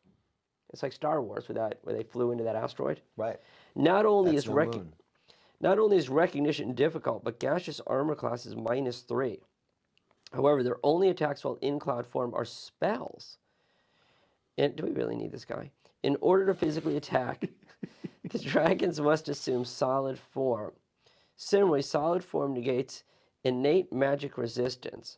Attack routine consists of a claw, bite, tail lash sequence. The latter mode of attack is useful only if one or more opponents are at the rear of the Cloud Dragon's position. Ooh. I'm trying to hold on here, James. 3 times per day, a Cloud Dragon can exhale a blast of air. The air blast, it's just an air blast. Why is that dangerous? 3 feet wide, 3 feet deep, and from 12 to 14 inches. Puff the Magic Dragons, literally Puff the Magic Dragon. Okay, so I don't remember him well enough. No, but just that's his name, Puff. Puff. All creatures caught within it will be blown around. Oh, if they weigh less than 10 pounds, times the hit point of the Cloud Dragon. For example, an ancient Cloud Dragon, it is, you're right, it is Puff. An ancient Cloud Dragon of huge size could blow an air blast which would affect all creatures weighing 1,120 pounds or less. Tumbling and wind damage. So I'm like gonna so I just blow you to the ground and you splatter. It's the wolf. It's the wolf. Huff and puff and blow your head. Yeah. Right. So I'm flying by and I just so that's really unfortunate. So you should avoid clouds at all costs. I'm going outside. Yeah. So if I'm on my magic carpet and I'm like, hey, let's go through this cloud. That'll be fun because you think it'd be fun. Right. Bad idea. Horrible idea. Don't go through the clouds. Well, but you can only do this if they're in physical mode. And they're gaseous. Oh, wait. Oh, they can only blow if they're, I'm sorry. So the latter... The only thing they can do is cast spells if they're gaseous. Okay, but they look like a cloud. Oh, I see. So, but you go through the cloud, and then they can materialize. Right. And blow you. Right. Oh, they'll... Too. Right. Don't. Did you just say that? No. Down, below. Okay. I can't say anything on this show. Okay. Did you just say that? I can't say anything on this show. I really can't. So, tumbling and wind down. All right, so I got it. So creatures not blown around take half normal damage. This from wind and windborne particles. Wow. So I'm taking damage just from being blown around. All paper and similar flimsy objects are blown or shredded. All right, can I stop now, James? Right. Thank you. Well, what are my spells? In addition to attack modes, I have spell ability. Fog cloud, obviously. And these are actually kind of funny. Precipitation. Stinking cloud. Somebody in junior high had a lot of fun writing this and sent this in. These are hilarious. Cloud burst. Yeah, this is the funny part. This is good. Call lightning. Weather summoning. Control weather. Control winds. Is usable twice per day. Okay, that's funny. Precipitation causes a brief shower. So you could have a lot of fun. Like there's the festival. The Flashball Festival. Right. And I'm like, you know what? You're going to go raid on their parade. I'm just going to go over there and just make it rain. Yeah. And I'm a jerk. Brief shower. Brief shower, right? They all go running. That's hilarious. So I can do the stinking cloud then. I think I would like to actually... This guy's better than I thought. Okay. And it will completely dampen small flames such as candles and cause small fires to smolder. Okay. All but the most porous surfaces will be wetted. Any very hot creature. Oh, so you could use these guys for to fight forest fires. Right. Well, the cloudburst would probably be better. Yeah. Okay, but they come by and take a shot. This is more of you need a forest. This is preventative, whereas the cloudburst actually. Yeah. You want to wet the house before it catches on fire. The cloudburst helps put out flames. Yeah. Okay. Cloudburst affects a cylinder. Yeah. What is a cloudburst? What does that do? It's basically the cloud opens and it just dumps a bunch of water on it. Right. Okay. So precipitation is a brief shower. So cloudburst is better than precipitation. Yeah, because it does a huge amount of water. Okay. They have their own dialect of draconian speech, harsh speech, although they can converse with all other sorts of dragons. All cloud dragons can converse, if but haltingly, in the human common tongue as well. Cloud dragons appear to be fringed and frilled gold dragons. What? Do you see this? They're fringed and frilled gold they're gold. Coloration depends on the surroundings and mood, ranging from dark gray, angry. Somebody really did write this in junior high. Through pearly white, when they're neutral, to golden and rose-colored, satisfied and very pleased. In solid form, they have a translucent opaline, opal, like opal color. Opaline? What's opal? What color's an opal? Opaline. I don't think that's opaline color. You don't think that comes from opal? That sounds like it. opaline coloration with color specks reflecting mood. Opaline. What does that say? Another term for opalescent. Milk glass. Another term for milk glass? What? What's happening? I don't know what's happening. It's Showing varying colors. Nope, it looks like it's Oh, is milky it- white. Okay, all right. Look, you Wow. got new words. It is Okay, Gygaxian. that was tiring. Really tiring. Okay, I like him, but only because I would have him just dump water on the festival, Right, right? on the So- market. On the market, right? Or stinking cloud and then market. Or the coronation. Or the coronation. Oh, that's terrible. That's great. All right, well, I'm the Raven. The funeral. I'm the Raven. The wedding. There's just endless ideas. I want to be... So, well, you have to determine what mood you're in order to do that. Wait, why can't I just dump water anytime I want? You can, but why would you do that if you're completely satisfied? That satisfies me. That's good. I like that. That makes me extremely satisfied. Doesn't sound, it sounds evil. Doesn't sound neutral. It's good luck if it rains on your wedding. Apparently. All right, so now I'm Raven, which is also a lot longer than you would think for something that's And you're simple. ordinary Raven. I'm an ordinary Raven. Let me try to guess your, okay, let's do the reverse here. Can I try to guess Sure. your, I'm going to say you're common. You got it. Yep. How many appearing? Oh, but it's probably like 2 to 200. 4 to 400. 4 to 400. Like like goblins? Or whatever. No, Yes. 4 to 36. Oh, that's it? It's not, so it's not the That's- birds. You know, this is Carlos Lyson should be running this because they're rooks. Yes. Armor class? 8. Close. 7. Move in the air. 18 inches. 36. Wow. That is my own. That may be my only saving grace. What do you move at? They are moving. Oh, you think you're going to outfly me? I don't know. 39, baby. Ugh. I should have told you because I wanted you to try to flee. Like, and now you know. That's not fair. Oh, I don't know. I'm animal intelligence. I don't know anything. What's You're- my hit dice? Your hit dice is I'm gonna say it is 1/4. Excellent. That's Yes. exactly right. Congratulations. Hey, 1 to 2. You get a ding ding. In lair? Oh, they have a they do have a lair. So they say. Okay, I'll say 20%. Close. 25. Okay. Treasure type. See, I like this. See, ravens are. See, this is way better than that nonsense. Other than the rain business, treasure type. Oh, they are taking stuff. I don't know treasure type from you. It's a bunch of. It would be a bunch of like little. They're probably like gems and so whatever the. What's like the gemish letter? Yeah, I don't know. G, something like that. All right, I'm gonna say G they for did. gems. Yeah, I'll do G for gems. It says C below, so it wouldn't be hard. Number of attacks? Oh, I say 3. 1. Oh, boo! It should be claw peck. And Boo. damage per attack? 1 hit point. Boo! Should be. The fact they can do 1 hit point, if an ordinary raven could kill a first level magic user, is just bad enough. Oh, what are you saying? Okay, never I'm mind. saying that. We should have I think we had a raven attack. Retro probably did. When ravens attack. Yes, when magic users attack animals. Special defenses, C below. Special attacks, C below. Magic resistance. 0. Standard, Normal right. standard. Intelligence. Yeah. Animal, you Right. told me. Boo. Boo! Alignment. They're smart. It should be semi. Alignment. It better be.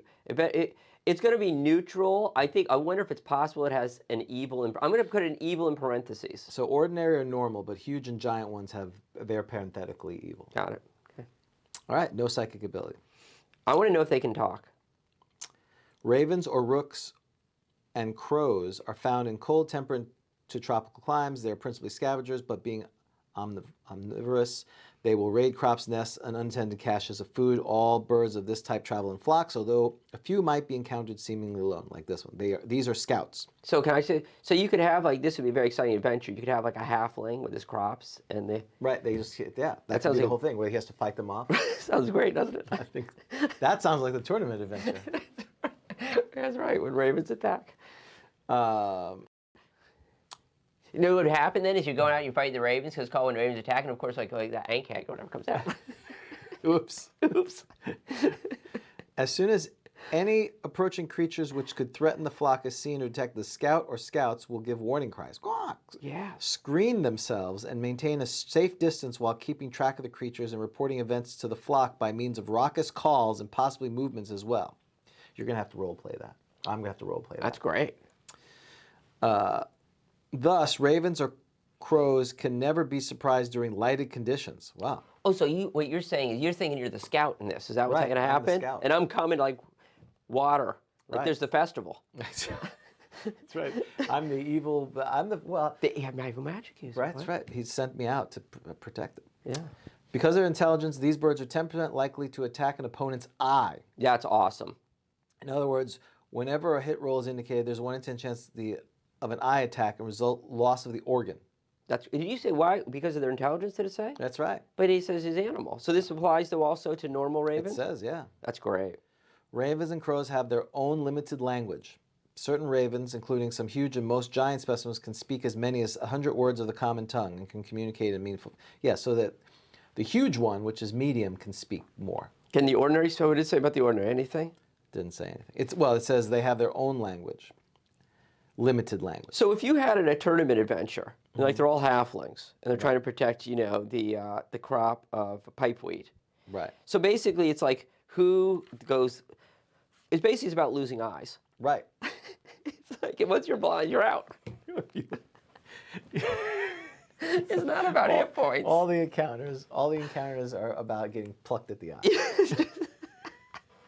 So I should throw in like a cure blindness spell or something, right? There's no clerics though. They can have a druid, but it's an NPC only. Can druids cure blindness? Because halfling NPCs can be druids, as you may know. Right. But they're NPCs. They're Yes. not. So really, I don't know that you can cure blind. Well, you can go to the NPC cleric in town in your village, right? And will cure blindness regenerate an eye? Yeah, well, that's right. Because cure blindness is not going to help if you don't have an eye. Yeah. You need the eye. How do you get the eye back? I assume it's eaten. So can you grow back an eye? The Like cleric spell? can permanently cure most forms of blindness. Its reverse cause. See, it doesn't mention specifically if the organ is. I think I would say no. I would agree with you 100%. That's not it. Yeah, Okay. you're done. Yeah, if you don't have an eye, you don't get it back. Do you have the eye? Did you save the eye? Did you? what are the igloo box? with Yeah, I was the gonna say, eye. did you keep it in the refrigerator? Control temperature. I was supposed to put it in the refrigerator. Yeah. Oops. Oops. Ew. This is what was left of it. It's mashed up. They killed the crow, and it's got it's a chunk. Oh yeah. Can you work with this? It's Right. just putty. Yeah. Doesn't appear they can do that. Okay. They can't cure blindness. That sucks. Yeah. Yeah. Well, what's the one you grow? Can you grow back? Well, wait. What about growing back limbs? Isn't there a spell where you Oh grow yeah, back your limbs? you can do that with regenerate. Okay, so I could probably regenerate an eyeball, Yeah, 16th level cleric. At that point, you just cast heal would be better, I think. or just go without the eye. Right. Yes. Get a fake eye. Patch. Yeah, that's right. Okay. Yeah. Actually, that's true. Paul says actually that the very good point, Paul. This is what actually happened to Grumsh, but he doesn't like that story because obviously a raven doing it to him sucks. Oh, okay. You're a blasphemer, and I am rolling for divine intervention now. And if this comes, Grumsh is coming, and he's my random person. Okay. No. Okay. I didn't say, but I'm saying Right. that could be, and I didn't say it. I'm repeating what Paul said. Because all orcs are liars, right? Is that what you're He's saying? embellishing what happened. Maybe there was a raven next to Carillion, and the raven poked his eye out. It wasn't. He didn't get shot in the eye because that sounds way cooler. Or maybe he slipped on a banana peel and landed on like a stalactite, or which one's on the I bottom? didn't realize you're Grumsh's PR man. That you had to worry about that. But You know how I feel about Bagtru, we're not talking about Bagtrip. but that's his father. Grumsh is Bagtru's father. Yeah, that's Don't true. talk about his dad that way. Good morning, Vic. So, Wow. all right, I guess we're ready for. So, is it daytime? We have to check. Okay, so is it daytime? Angry Monk dice, is it daytime? No. No. Actually, so you're doing something. So wait, is your evil magic user back there doing like some sacrifice crazy ritual or something? Apparently, Okay. it's hard to say, but I can be surprised because I can only be surprised I cannot be surprised in the daytime. Well, I want to ask you a couple more questions about ravens. Isn't there somewhere where like they say somebody often has like ravens that follow them, or is that vampires is what, rats or It's something? rats and bats. So does anyone like have ravens, like an army of ravens? I thought maybe in the deities and demigods. There's probably a deity there. But I was but just I don't- thinking, yeah, This is where a PDF would be helpful. right. I was thinking like, We could start looking through all the books and start kind of looking for Raven. okay. That could take a couple hours. Yeah, let's not do that. All right, okay, got it. So you're a scout. Right. It's the dead of night. It is. Is there a moon? Yes. Okay, so it's some moonlight. So I'm traveling at night for whatever ridiculous reason. But now I could be surprised, so I have to roll a d6. Maybe you're looking for an ordinary rat. Are you in cloud form? You need to find out. Okay. Am I in cloud form? No, but I'm thinking about going into cloud form. Okay, and what mood are you in? Are you going to self-pick your mood, or are you going to... Okay, yeah, so my mood is, it's percentile dice. Is it? And yeah, 100 is I'm really happy, and this is how my spirits are. Ooh, you're oh, angry. I'm angry. So what is that? What color am I? Chartreuse? Dark gray. I'm dark gray, but you know it's dark at night. Well, I don't know, Right. maybe you can, I wonder what your vision's like. You're angry. Dark I'm gray. very angry. So I see like a cloud with an angry face. So you're no but. Well, because I was thinking about going into, so what form am I in? If it's no but, then you're not in the cloud. You're physical. I'm physical, okay. Right. You're thinking about it. All right, so it's surprise time. I'm not surprised. You have a 4, I have a 4. Neither one of us are surprised. All right, so now it's initiative. Okay. I see a giant 6 foot long creature coming towards me.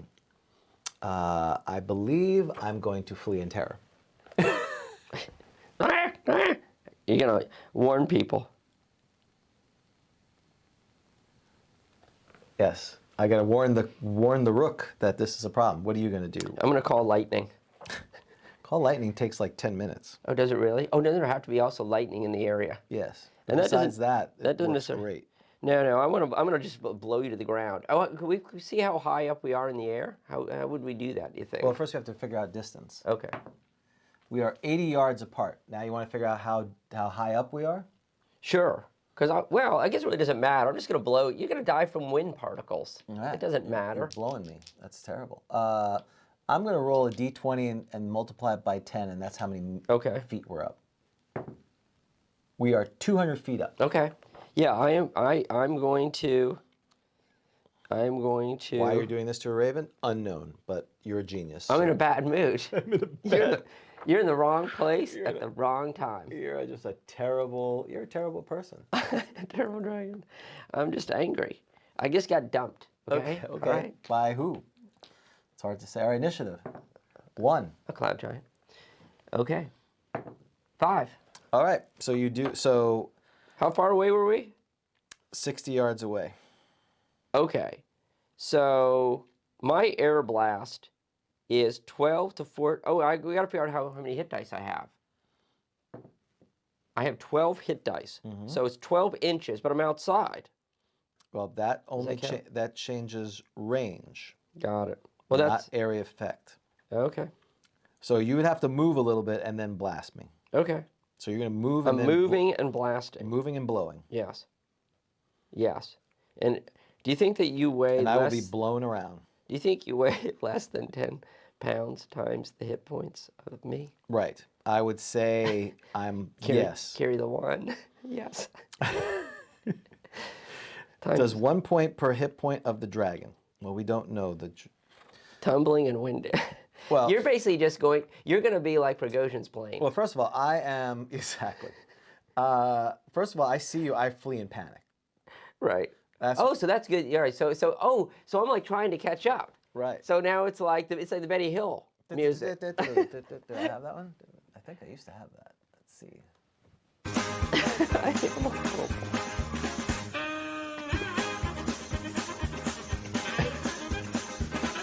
I am horrible too. 'Cause I'm actually chasing you just to blow you to bits.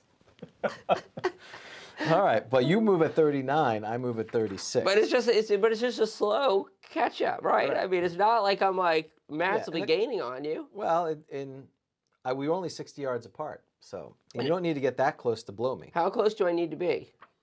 Well, it's 120 feet away. So, Okay. So within one round, you'll be able to blow. Oh man. So you gotta hope that like where are you going? So like should we roll to see like is there like a where do you live? What's your end game here?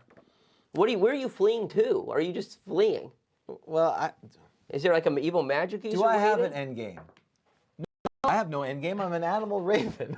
I have no end game. Let's get out of here. I just and I'm running away from you. There's no end game. Ravens don't have end games. Yes, Okay. I have an end game. Okay. No, there's no end game. I see you. I'm turning around. I'm Right. flying the opposite way. Right. So you're gonna, after a round, are you gonna continue to chase me? Well, sure. Okay. I'm angry. Then we're gonna make this real simple. You actually gain initiative, so you can blow me. Okay. Because you can go 30 feet and I do that. So let's figure out your hit dice. I have So 12. We have to figure out you have to roll D8. What is there anything I can roll where the result will you not being just a bunch of Nothing. dismembered feathers? Nothing. Right. But you didn't do the hit dice properly. Roll a D8. Okay. Since I didn't. We have to follow the rules. Oh, what are the rules? So tell me. Well, the rules for dragons are D8. To figure out the size of the dragon, a D8 is rolled. 1 to 2 is small. 3 to 7 is average. 8 is huge. Got it. 5. You are average. So I'm 13? You are 13. Okay. Now, it goes through 8 ages of their life. To roll, since we don't know, roll a D8. Okay. 4. 4. You are a young adult. Oh, see? I'm a punk. You're a punk. I'm an angry, punk. yeah, I'm an angry You're punk. angry emo punk. Yeah. And so, what did we say? I like to torture birds. You're 13 times 4. You have 52 hit points. Yeah. Oh, I'm bad news. You are bad, even though you're neutral. You just care. You're just Well, full of but you get to pray the Raven God, and that's probably something out of like the Central Right. American deities. Right, exactly. You're not dead yet. Well, you're not dead yet. You do 52 Oh, points. you are of dead. damage. Oh, I didn't know you'd announced that yet. It's like Yeah, it's just like, yeah, it is. It's just, puff. do you even have time to pray? Okay, here we go. Yes, they probably now again they bring a good point. The Raven's probably more maneuverable, but we didn't put. What's Remember your we did- maneuverity rating? Well, I assume it's pretty good. They're disappointed in you, James. I know, but yours is not set. Yours is a C or a D because you're a dragon. It's going to end at some point, though, isn't it? Yeah, I ain't wasting all that time. But it could be a while, what they're saying, right? You're zigging and I'm zagging, and But I lost. It would be a while, but I lost initiative. before you could zag. Right. I zigged and you couldn't zag. So, the idea would be, of course, we need our graph paper, our hex paper, to put us, or 3D models. But we said we're about 200 feet. I was coming towards you. We're going to say you were coming towards me. You continued forward and puffed me, blew me. Right. I'm dead. Now, if I won initiative, I could probably go past you, and then you would have to take a number of rounds to come around, Right. and then I would have a chance to escape. Right. just to kill you. Right. Just because I'm in a bad mood. Because you're in a bad mood. Seriously, exactly. That's horrible. But again, to Paul's point, that is something that you should consider. If, again, winning initiative would have made a difference. Right. But you didn't. But you also could factor all in, what the direction I was moving versus what the dragon was moving in. Perhaps I was moving away and the raven encountered me. You can do all that, but we're not doing And then the air current rules. Right. Right. Am I on a thermal? Right. At night? Mm-hmm. What is it? Precipitation? Can I even see? I wonder how I was seeing you. Well, okay. Go ahead. Here's the divine intervention. Nope. 53. Nothing. Well, Hold on. because we knew who would have came, right? I think isn't there a Central American? Right. You can look that up. Yeah, Raven. That would have been a good battle. Right. That would have been good. So I think we've had that Raven come before. Didn't he like ruin Thanksgiving? Oh, that's right. Oh yeah, wasn't it American? Oh no, yeah, was it's an American. American, yeah. Yeah. He ruined So Thanksgiving. I'm writing down shockingly the Cloud Dragon one. The Thunderbird. Right. Yes, 200 hit points. Yeah. Yeah, he would have taught that punk a lesson. Right. That would have been a good fight. Yeah, that would have been good. Chaotic good as well. Genius. Yeah. What a rip. Oh well. well. The dice didn't want that to happen today, so I'm sorry. Well, for next time, we will have a Cloud Giant. Yeah. For not Cloud Giant, Cloud Dragon. Dragon. Right. He's a punk. Oh, now Lloyd wants us to include deities and demigods in that. Well, you know, that goes back to, should you be fighting deities? I guess you're fighting their avatars here on the... You mean in the random monster? Right. Oh. Where is my... Did you steal my deities and demigods again? No, that one's yours. Did yours cost $50? Oh, no, 50 cents. 50 cents. What a deal. Does that say 50 cents? 50 cents. Wow. Okay. Now that's yours. Must have been like 1993 Exactly. when the price of the stocks dipped low. I don't have mine. Okay. Where did I put mine? Oh, it's right underneath here. Okay. So now... Are you going to apologize? I'm apologizing. I will... I didn't... I inferred. I didn't accuse. Mm-hmm. Got it. I didn't see mine. I assume that might have been yours. But yours still has the TSR Walden Books sticker on it. It's something. $12. That's what it was originally. Yep. But you paid 50 cents. No, I did not. Okay. All right. We're ready for our next exciting thing called Artifact Roadshow. What's this about, Dan? James, this is the segment of the show where I bring what I hope is an artifact or at least a magic item to you, James, in Baba Yaga's hut, Right? to try to identify the item and tell me what its value is and how much I should insure it. And for the sake of brevity, this was done off camera. You had determined the artifact / item, correct? I have indeed. I have rolled. Thank you, Ron. Christopher suggested we do that in advance. That was good advice. And you had someone witness this rolling? No, my cat, Grizzly. Okay, so Grizzly was witness to this, so that these rolls were completely random. And Grizzly is fine. Thank you for asking. Okay. Yes, excellent. unlike Mordecai's intelligence. Yes. Okay. All right. Hello. Well, hello. Welcome to Artifact, Not Antique Roadshow. I'm James, Yeah. the second. Hello, I'm Melba. Melba. Let me write this down, Melba. What brings you to the Antique Artifact Roadshow, Melba? My no good son. Well, that is typical. Why is he a no good son? Well, so he takes after his father, of course. Of course. Yes, the loser, orc loser. Half-orc loser?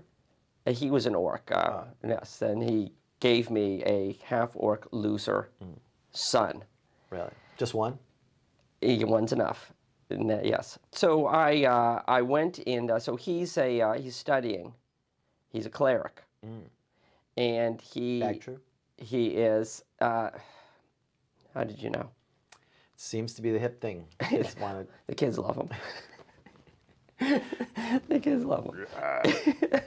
He has a poster of him. He's like crushing an elf. Yes.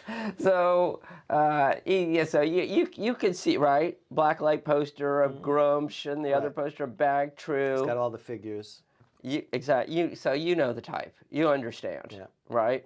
You know what I'm going through. Yeah. Tough times. It's not easy. I mean, he's like what, 11? He's almost middle-aged at this point? He's 22 and he's still in the house. That means he's ancient. Yeah, and he's like, Mom, I'm only 22. Other 22-year-olds in the house. I'm like, not half orcs. And so so thank you. You know what? I'm a single mother raising this half orc, first level cleric, okay? And he's a bum. Right. Living at home. And so this is what happened. Was it James? Yes. James the second. Can I call you James? Jim Jr. Can I call you Sure. James? Yep. Hey. So James, and I feel like we're kind of the same age, so you understand Right, what I'm Melba. going through. Is it Melba or Melba? Melba, Melba. with a B. B. Okay. Just checking. So is there a Mrs. James? Yes, but she's not here. I understand. You don't need to say The road's a lonely place here in the Baba Yaga's hut. You don't need to say anything more. What time you get off? That's when my shift ends at 8. I don't know. What do you think? Because my son needs a fur man. He needs a father. Because that bum the orc left. You don't understand how hard it is to find a man when you're a single mom with a half-orc kid. Oh, it sounds. It's not easy. So I've seen you in many cities, Melba. I've seen you on TV. That's why I came. You're more handsome in real. Thank you. So my son, Right. he's studying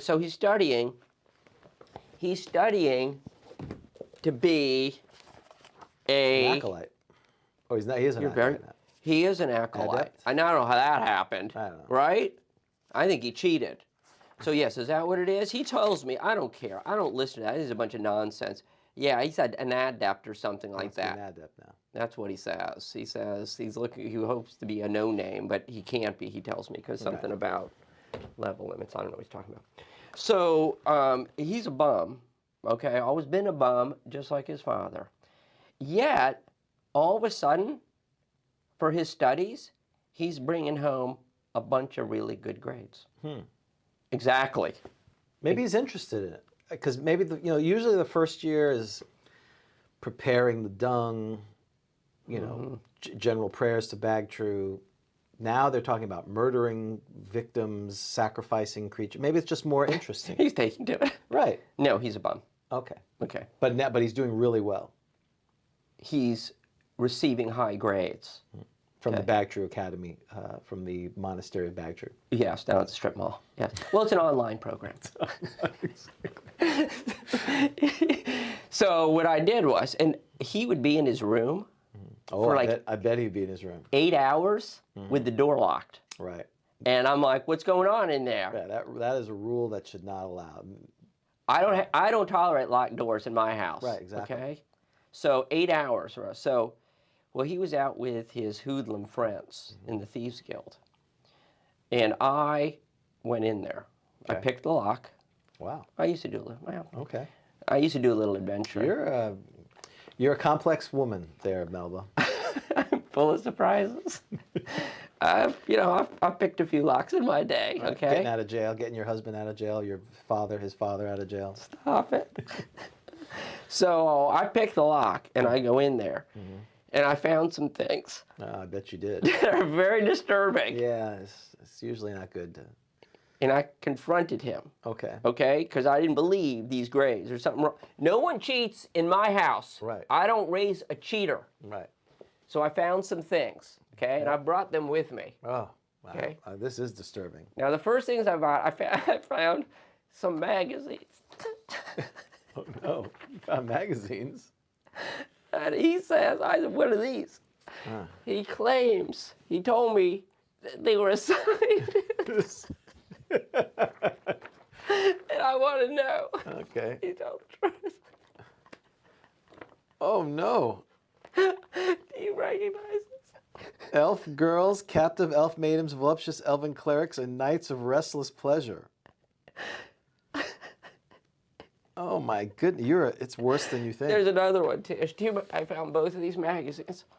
Warming my lord the king, captivating sword maidens and love maidens, from medieval castles to sultry serragalios, ravishing a girl. These are salacious.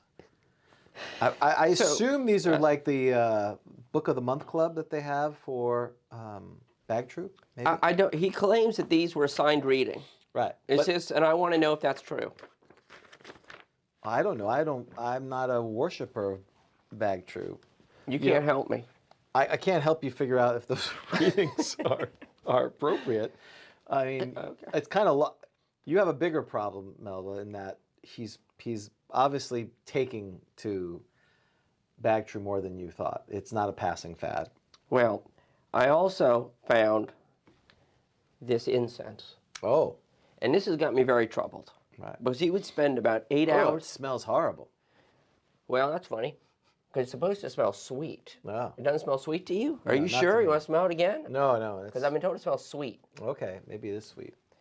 I don't know. And he's in there. He's in there, and I'm concerned that because I've heard that sometimes these half-orc kids will light incense to cover up the smell of pipeweed. Right. So I'm very concerned. Now, what he told me was burning this incense, these blocks of incense, helps him study. It helps calm him, Right. and helps him do better on his clerical Did he get tests. does he have a card for it? I have not seen. I did not find a card. Well, he would probably need permission, so he didn't go to the priest of Bagtrue and get a medical card clearing him for this incense. There is no. He told me that this was he bought this. All the kids use it to do better on the tests, but it's not cheating. It's just it calms you. It's enhancement. Well, that's and I said, is there any magical enhancement going on here? Because that would be cheating, right? Do you agree with me? Yeah. And he said, no, Well, there's that's nothing. not true. This is clearly magical. I knew it. I'm That jerk, I'm so sorry. He is so grounded. Yeah, he's so What's sorry. why? What is this? Can you tell?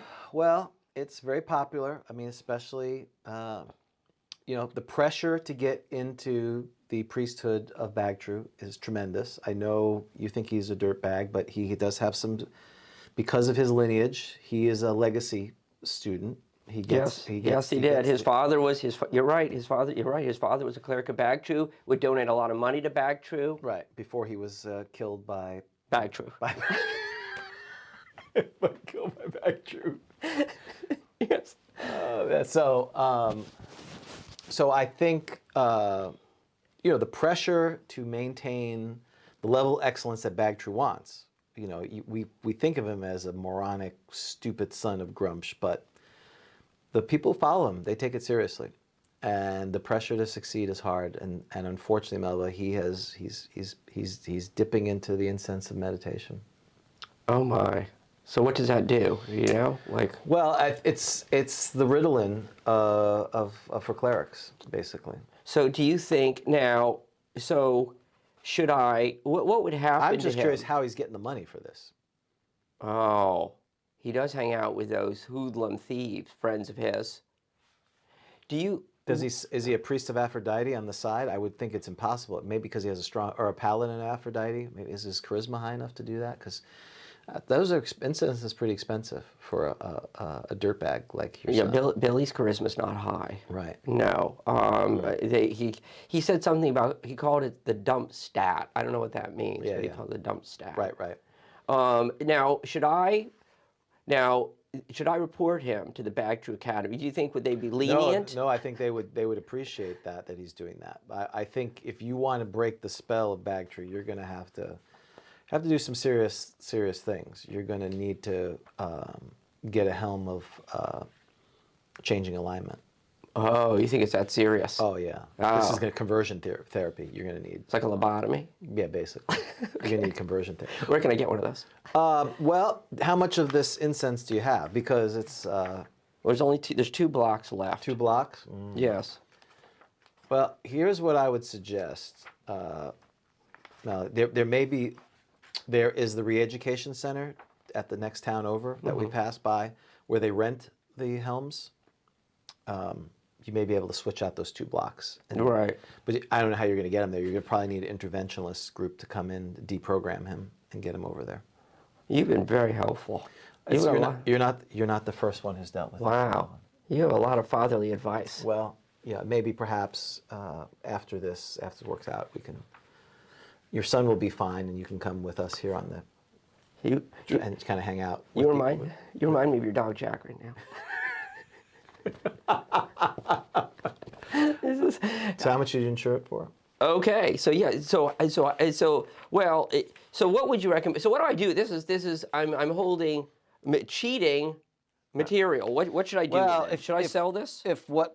I can tell you what the cops told me when I found something similar to that with one of my kids. They said flush it down the toilet, but it wasn't as worth as much as this stuff. Okay, so how much do you think this is worth? I'm gonna say 500 gold pieces a block, so 1,000 gold pieces. Oh, not bad. I'm going to sell that. Okay, I'm just going to take it and sell it.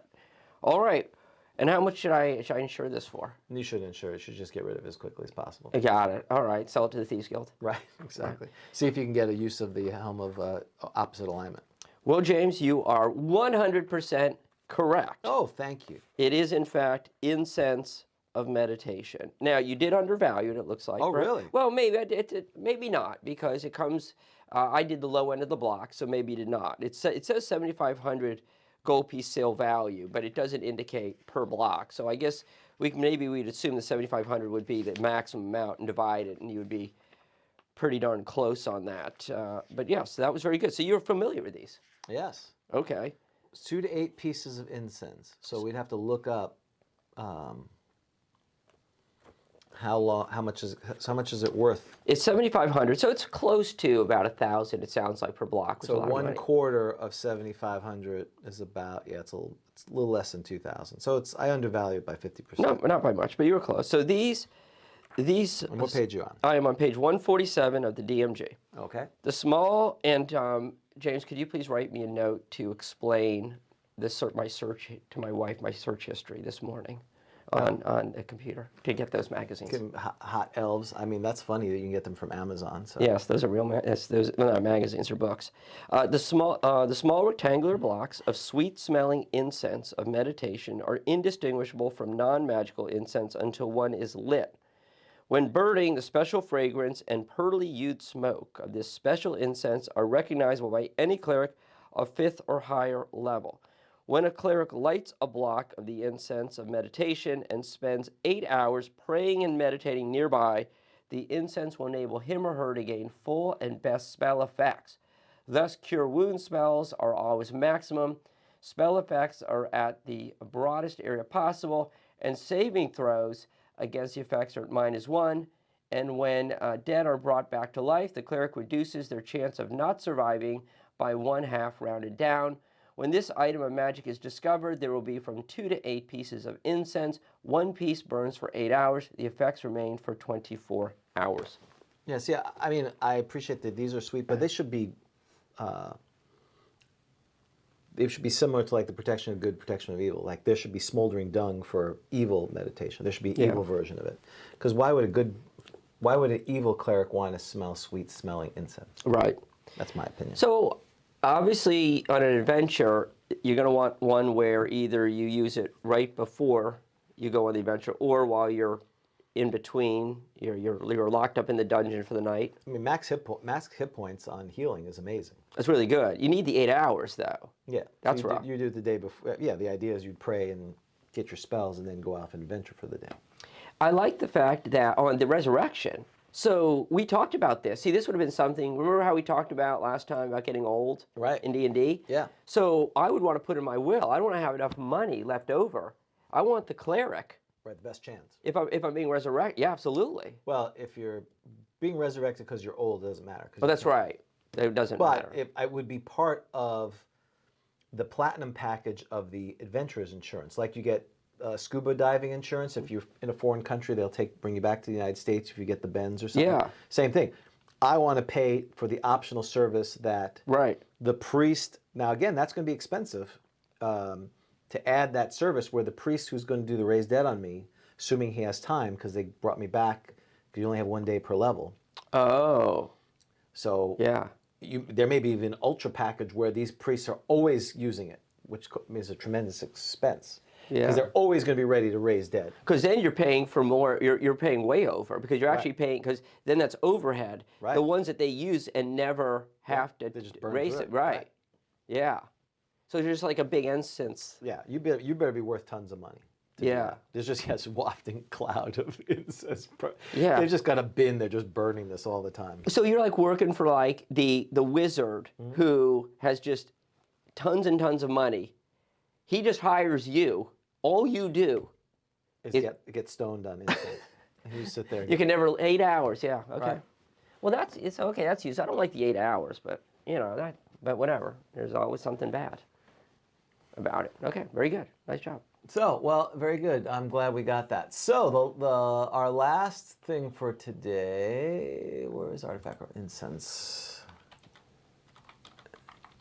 Incense of meditation. So our last thing is a topic near and dear to us.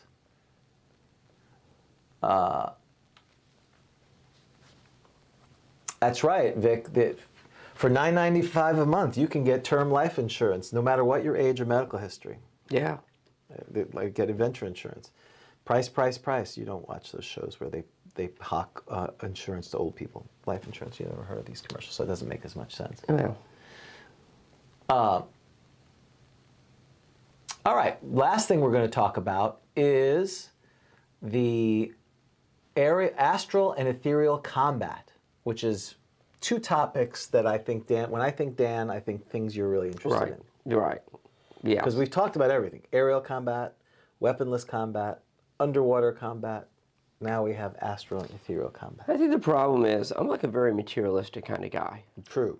And so I just don't understand these concepts. And it causes me all sorts of problems. But I'm willing to learn. You're willing to participate in the conversation. Yeah. So the first thing I found was on page 58 of the DMG, which kind of sets up. I mean, I guess you could do it in order of books, which would be a little, looking at the monster manual and seeing the monsters that affect the ethereal astral plane, then going into the player's handbook. But let's start with page 58 of the DMG. And what it says under, actually, if you go back to page 57, travel in the known planes of existence. And so this talks about how to travel through here. Then if you continue on the next page, the second paragraph, I mean, we could read all this. This talks about, how you should buy Boot Hill and Gamma Hill Metamorphosis Alpha to supplement your game. Very nice of Gary to do that. Right. Second paragraph. Astral and ethereal travel are not difficult, as the systems for encounters and their chances for the hazards of the psychic wind and ether cyclone are but brief sections of Appendix C. Easily and quickly handled. Isn't that so nice that they're easily and quickly handled? Yes. Other forms in travel, the risk and hazard, therefore, you must handle as you see fit. For instance, suppose that you decide that there is a breathable atmosphere extends from the Earth to the Moon, or that winged steeds capable of flying fast can travel through that orb. Furthermore, once beyond the normal limits of Earth's atmosphere, gravity and resistance are such that speed increases dramatically and the whole journey will take but a few days. You must then decide what will be encountered during the course of the trip, blah, blah, blah. Perhaps a few new creatures. So the point of all this is Astral and Ethereal is, thanks to Gary's, all done. Everything else is more complicated. I love what they said. Right. So now we have to go to Appendix C, Random Monster Encounter. So if you have decided, your poor player has decided, I'm going to put oil of ethereal nos or something, now you have to decide how that's going to be dealt with. That's how you have to deal with it here. And can I just note, so you said let's do astral and ethereal combat. Right. I, of course, go to the index in the DMG. Index or the glossary? I'm sorry, the index. Right. And I look for, astral and astral travel, and so it actually says astral travel and combat. And right off the bat, I'm suspicious because we know that the bold entries are for the DMG. Right. The non-bold entries are the player's handbook. Correct. I suspect that the player's handbook is not going to have a lot of detail about how to handle combat because it's the player's handbook. Right. And I only have one bold entry, and it's one page. And when I go to 181, right, it's encounters. That's right. It's not I'm not in the 70s. Like, what's combat? 70s, 80s? Yeah. I'm not in combat. It's encounters. So right off the bat, I'm getting a sense that there's really not one particular place in the DMG Nope. where it is going to explain to me how combat works in the astral and ethereal planes. And you're 100% correct. And that was it started a little frustrating to me. Yes. Okay, that's all. So now we're on page 181, and that's a good premise for, at the top of the page, astral and ethereal encounters. So the encounters occur 1 in 20. Check at the beginning, midpoint, and the end of a journey. That's very much that's like the old thief rule climbing, right? Where it doesn't matter distance, it's just check halfway through it. Right. Okay. If an encounter is indicated, usually 20, so they're saying here as opposed to 1, that's interesting. I don't know why you would matter. Consult the appropriate table and roll percentile dice. Read to the right of the table to find the creature encountered and the number encountered. Evasion is possible only if the adventurers are able to move quickly than the monster encountered. So that is interesting, because now we need to understand how people move in these areas. It doesn't really say that. And my understanding is that it says you move rapidly. And don't you move rapidly? As of this time, we have no idea how to move. Right. We don't know anything. Like, does your standard movement rate work? Nope. Okay. All right. Hasn't said anything. Okay. You have, again, back to the thing, the player has, somehow you have foolishly given them oil of etherealness, they're in combat or something, they've decided they're going to go ethereal. Right. And now you have to deal with this. So, next thing it talks about, because they mentioned the scary psychic wind and ether cyclone. While you can threaten the dire effects of psychic wind and ether cyclone, these devices cannot be fully employed unless you have developed extensive information on the various planes, or you have obtained commercial offerings on the subject. Have you obtained commercial offerings on the subject? No. Becoming lost or injured is always possible, of course, and this is detailed below. So, you have the 1 in 20 encounter, which is on the encounter tables. Then, there's a chance of delayed or disrupted journey is 5% per plane crossed. Effects are shown prior to the encounter tables. So what does that mean? That means you have to decide how many planes are being crossed, then roll the percentage, and then decide what's going to happen. So if you're going to the astral plane, and you go to, let's say, the first level of hell, which again, you don't know any of this, but let's just assume that you've crossed one plane, I guess. So you have to roll 5%, and if you get 5% or less, then you can figure out the psychic wind effects. What that does is you incur additional check, or you're blown off course, or you reply to random destination, or you have to make a saving throw because the storm blows and potentially your silver cord is broken, which we have no idea what a silver cord is, but it's mentioning silver cords. So this is very tough on the DM because basically it's making astral travel. Basically, it could turn into a hex crawl. Right. If you're blown off course, the DM then has to deal with that. Where are you blown off course? What's the adventure now? Right. I mean, All I'd be kinds of unhappy. Because usually if you're traveling somewhere, you'd have to make that up on the fly. Right. Okay. And if you don't have a world, this is like the cursed scroll that teleports you 1,200 miles away. Yeah. And you have no idea. Note, if astral projection does not involve a silver cord attachment, then the party concerned is both lost and arrives at different destination when struck by the psych. So apparently there is a way to travel astrally that involves a silver cord and one that doesn't. And my understanding is if you don't have a silver cord, the whole party's going to scatter, right? Meaning you're in one place, is both Right. at a different.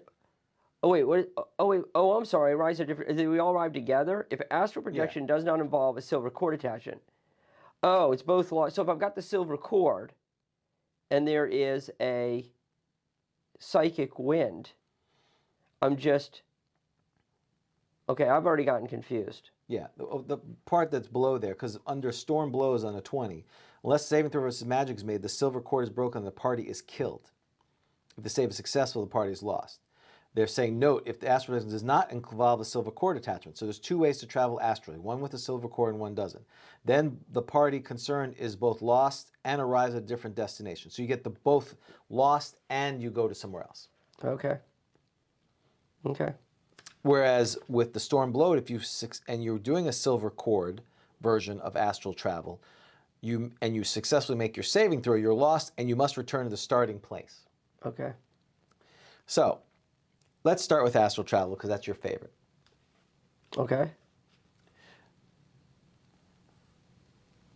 Well, yes, we could look at Manual of the Planes, but Manual of the Planes is what year? Oh gosh, it's got to be probably like 87. Yeah. I don't know, something like that, right? We don't look at Manual of the Right. Planes. You might as well look at the book that shall not be named, though we have the Manual of the Planes, but Who's we? well, we here in this room. That's right. So, let's start with astral travel. So that wasn't very helpful. Clearly, you have to go to the player's handbook if you want to understand some of astral travel, right? Yes, because I know there's a spell. I found right? Well, let's start on page 120. Okay.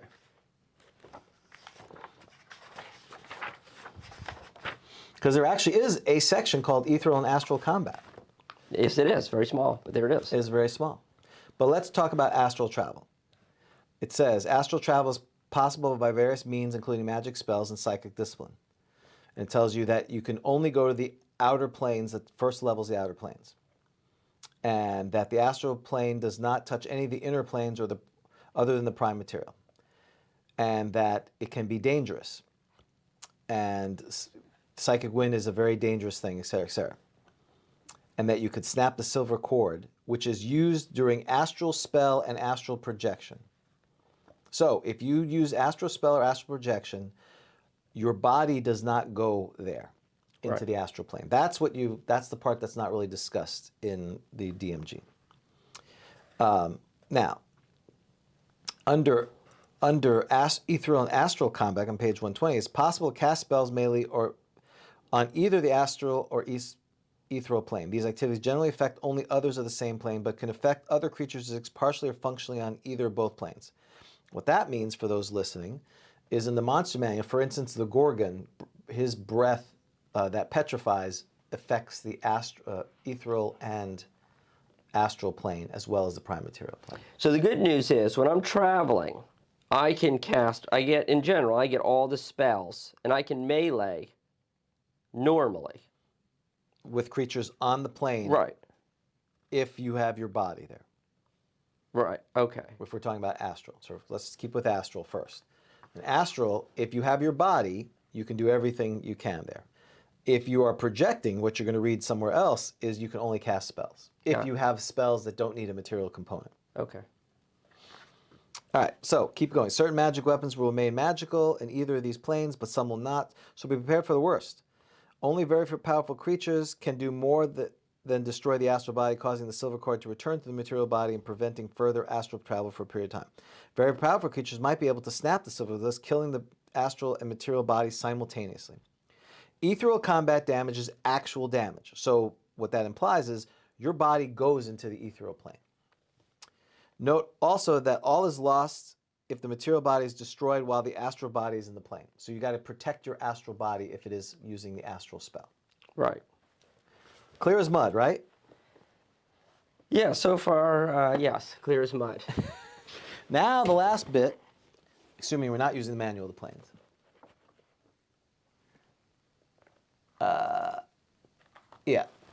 Is the deities and demigods. Okay. Which I have my copy, not your copy. Did you read the deities and demigods about this?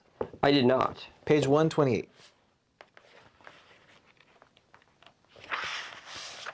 Flipping and turning. No. Is it 128? No. No.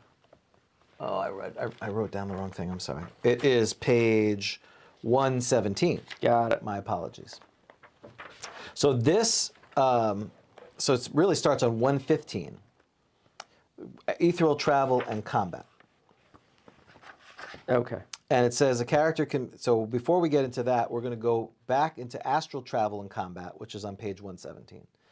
Astral's travel, and this is where Jim does a great job, is possible by various means, including magic spells and psionic discipline. Talks about the external thing. Here, as with ethereal travel, movement through the astral plane is speedy, and while there, the individual needs no food, drink, rest, or even sleep. Being in the astral state, move from place to place simply by concentrating upon moving to the desired destination. As with ethereal travel, this gets easier with practice. The astral travel learns the way. The DM should check for encounters 3 times in the first journey between 2 points, twice in the second and first, and only once in subsequent ones. So you see how you can get better at doing this. Now, if you keep going, astral combat, which is on the bottom of page 118. As on the ethereal plane, astral beings are real to each other and can cast spells in melee normal. The major impediment to these activities is that astral travelers employing an astral spell or the psychic astral projection system do not carry their possessions with them into the astral plane, except for certain magic items that have a multiplanar existence, for example, the amulet of the planes. Beings traveling astrally by these modes will therefore have to rely on natural weaponry or spells without material components in any astral melee. Most creatures can do no more than destroy the astral body, causing silver cord to return to the material body and preventing further astral period for period of time, just like it said in the previous one. So, what does that mean? If you're traveling the astral plane, you first have to decide, are you using a spell like astral travel or a discipline, or are you using amulet of the planes where they're actually your physical body's moving through them? So that's question number one for me is, do I want my actual body to be there, or is my body remaining back on the prime material plane? And can you summarize for me, as I'm trying to make this decision, the advantages and disadvantages of this either choice? So the advantages are you have all your magic items and all your possessions with you. If I what? If you take your body with you. So if I take my body with me, Right. so this is not the cord. That's correct. So if I actually, if I'm projecting there, my body remains on the prime material plane. There's this cord business, but if I go myself, I get to take all my possessions, my weapons with me. Correct? Exactly. But some magic items won't work. That's right. It says some magic items, doesn't say which ones, but some may not work there. Okay. And the DM would have to adjudicate that. So that's the advantage. But what's the disadvantage of taking my body into? I assume if I'm killed, I'm killed. That's right. Whereas if I'm projecting, and your body's killed, your body gets sucked back. Your projection gets sucked back to your body, and you can't travel the astral plane for a certain amount of time. it reminds me of the Albi Fiore had these in Tizenthane. They would project out. There's a picture of them eating. Oh, really? What is it? Hang on. Well, you keep talking, and I'll find a picture of them. Okay. So, because I wasn't even thinking about that's a project. Okay. So, all right. So that's the first question I've got. Now, if it is a projection, I can cast spells, correct? But I can't use Burbalang. Or the Burbalang. Oh, the Burbalang. Yeah, those guys. They project out into the astral plane? So I don't know. No, I don't think that. They stay on the prime material. So I cannot bring. So if I project it out, I can only cast spells. Correct? That is correct. Got it. Or natural. Anything part of your body you can let. I can punch people. Yes. Got it. Okay. So that goes on in page 118 on the second paragraph on the right. Travel to and from the outer planes is usually by means of gates or via the astral plane. Note that the astral plane can only be entered from the prime material in one of the first layers of the 17 outer planes. If a being is gated to one of the outer planes, he comes complete with body and possessions, leaving no part of himself behind. However, if a being astrally projects and travels the astral plane to one of the outer planes, he leaves a material body behind the prime material plane connected in his essence by a silver cord. If the material body is destroyed or the silver cord is snapped while he is in the astral plane, the being is permanently and irrevocably killed. If he moves to one of the outer planes from the astral plane, a body forms around him but is devoid of possessions. Both bodies are now connected by the silver cord, and if either body is destroyed, the being will continue to remain in the remaining body, returning instantly to the prime material if the outer body plane is killed. If the silver cord is snapped on the astral plane, the unoccupied body dies. So there's a whole bunch of permutations based on how you got to the outer plane. Right. So if you gate, or some magical teleporter gets you there, you're going to bring your body. Right. So if your goal is just to communicate with people or interact with folks, it's better to project there. Like you want to... Right. Get a message for Bagtrue. Right. And you don't want to use contact other plane. Maybe you want to speak to your deity in thumbing or whatever. Go check things out. Better to project there. Can I descend? So the astral plane goes to the first level of each of the outer planes, correct? Right. Can I then descend? So I don't know, Bagtrue might be on whatever plane of hell. So do you think, if I project there, can I then move around? Can I go deeper down in the planes, do you think? Or do I just can I only stay at... Well, what happens is if he moves to one of the outer planes from the astral plane, a body forms around him but is devoid of possessions. That's assuming you had projected. Right. So you have a body here, your essence, silver cords to the first level of hell. Yeah. Then you go to the first level of hell. A new body magically appears there. But you don't have your possessions. Both bodies are now connected by the silver cord. And if either body is destroyed, the being will continue on in the remaining body, returning instantly to prime material if it's killed. Wait, okay, hold on. So that means if somebody kills me back on the prime material plane... You're screwed. You're stuck in hell. In a project... So my projected body is like a regular body, though, right? Yes. A body manifests itself once you get on the plane. So I'm stuck. Oh, that's a real problem. Yeah. Oh, so if my wife hates me, Right. and I'm like I got a message for back true. Right. So that's what I should do with my loser son. Send him, Yes. and then just kill him. If you kill him, he's going to be dead. If you wait, so he's here in the prime material plane. You do astral spell. Your body, your essence, silver cords through the astral plane. Now you're at the first level of hell. Let's just use that example.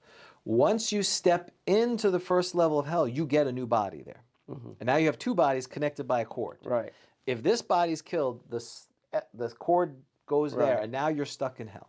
Right. Conversely, if you get killed in hell, your essence Right. comes back here. Got it. If both are killed, you're screwed. So that's the good news. Or the cord gets cut. Right. So that's the good news is I'm going to continue somewhere. In that case, but you'll be in hell, which will be terrible. So you could start an adventure where the people have been like, they were stuck in hell. Right. They were like on the cord. Yep. Something happened. Or their bodies were killed. Their bodies were killed back there, and now they're in hell. Yes. Got it. Okay. Yeah. They were a party that went there. Let's give a message. Now again, what happens in the demon web pits is they go through a portal. That's why they have all their stuff with them. That's sure. But if you die, you're screwed. Got it. So as far as fighting in the astral plane, the only difference is, are you physically there or not? It seems much harder to have your physical body in the astral plane. Typically, it's going to be an avatar of that. And when we say astral, once you're at the plane, you're no longer in the astral That is plane. right. The cord is in the astral plane. That's right. There's There's a bunch of cords going between the prime material plane and wherever they're going towards. and I think only like gods and godlings can cut. It's really hard to cut the Right. And cord. the Githyanki, I think they have the silver sword that can cut things. Look up Githyanki. Oh, they can cut the cord. Oh. I believe so, right? Silver sword, didn't they have the Well, sword? I know that I cuts it? never read it. I just thought that they have a cool picture. Yes. Well, It's probably way too long to read. yeah, Is that fair? I wouldn't read the whole thing, but I thought they had that. That's way too long. Page 43. Yeah, it's gonna take forever, isn't it? Blah, blah, blah, blah, blah, blah, blah, blah, blah, blah, blah, blah. Yeah. So they have a silver there it sword, is. yes. They will be on particularly personal missions, though not in search of a lost silver sword. Okay. Maybe it doesn't cut the cord. I thought they were able to cut the cords. Special silvers +5, fully vorpal, and affects mind-barred victims. Oh, yes. If used astrally, has a 20% chance per melee round of cutting the silver cord. So astral combat is it's not like you are in underwater. It sounds like you have free is your understanding that you have free mobility? Yeah. So there's really no special, and your movement you would say is Your movement is your movement. but movement is more rapidly in the astral. But I mean, I guess for purposes of comparison and combat, because it is more rapid, right? Right. So When you're traveling normally, it's just like game time when you're not in combat versus not. So you're traveling, you can travel great distances, but once you have an encounter, it slows down and everything comes into that form. but I assume you're weightless, right? I mean, you're not like walking down a street. I mean, are you? I mean, isn't combat? Are people like? Well, this is Going This is over the each other. beauty of, you can go by the thing. Here's the picture, which is Yeah, this is what I see. They're like floating in space. they're kind of aren't they? floating in space, right? On page 117. Yeah, yeah. So you would try to do that with miniatures. You need like that 3-dimensional chess set or something. Yeah, I right? would just put them on one plane, but yes, you could do that. Again, what it says is everything would be normal because they're real to each other and can cast spells in melee normally. Doesn't mention anything about floating, weightlessness, that kind of thing. So does anyone live in the? Yes, they're creatures that live in the astral plane. Okay, because I would think you wouldn't. It's like that's like living on I-4, you know. So Most people travel through it, but I'm pretty sure there are creatures that live there. I would just have to look through. so every creature on the astral, everything you see on astral, they are able to go from the prime material plane to the outer planes? And can you use astral to go to, can you use astral to go on anywhere on the prime material plane, or is that only ethereal? That's the only connection. You typically would not use it to go between places. It's meant for you to go from the prime material to the outer To plane. the outer. So anybody. I guess you could sort of do that. I mean, the DM could rule that, but that's not really how it's supposed to be. So anybody on the astral can travel between the outer planes and the prime material plane. On this list, on page 118? Correct. Well, some of them are only attack on the astral plane. The Medusa, the Basilisk, and the Cockatrice, and the Gorgon. They're not on the astral plane, but their attack goes into the astral plane. Oh. But they're on the prime material plane? Correct. Their breath weapon extends, or their gaze extends into the plane. Oh, but you would have to be on the prime. So wait, but so where are they? So if you get an encounter with a Medusa, Right. You're on the astral plane, Correct. and you encounter a Medusa. Where you are on the astral plane intersects where they are in the prime material plane, where their breath weapon extends. Yeah, and see that bothers me because you're messing with me now. I don't get it. Yeah, because I get that with ethereal. You just got me understanding ethereal. It's surrounding everything in the inner planes. Yeah, we're talking about the Right, and that astral was very planes. cool because that I learned. That means I can go to the elemental planes of right. Right. And that's pretty cool. Yeah. The ethereal is your local roads. Your astral is the superhighway. Right. So that's a little weird to me that I'm encountering a Medusa. I'm in the astral. They're in the prime. That sounds more ethereal than astral to me, but their breath, it's because their weapon extends to both. okay. So when you have an encounter, the way I've always kind of looked at it is, you've prepared to go to the astral plane. You're going to go to the first level of hell. You check as you start your travels. Oh, I check my travel. You get a Medusa. I would not allow them to go into the astral plane if you're halfway through the journey, but that's me. Because you check 3 times. Yeah, I'm with you. Right. It would be like number 1. Like The you're first taking time. you're taking off. Right. You've just moved into. You just started your astral Right. projection. Right. And right near where you took off is. Right. Again, near is Right. a subjective thing. Right. But right. The landing strip. Yeah. You've encountered it. Yeah, because because I want to look up cockatrice. Yes. Because cockatrice is on there. Yes. So cockatrices are found in temperate and tropical regions, both above and below ground. They can inflict minor wounds, blah, blah, blah. But their touch will turn flesh to stone. Note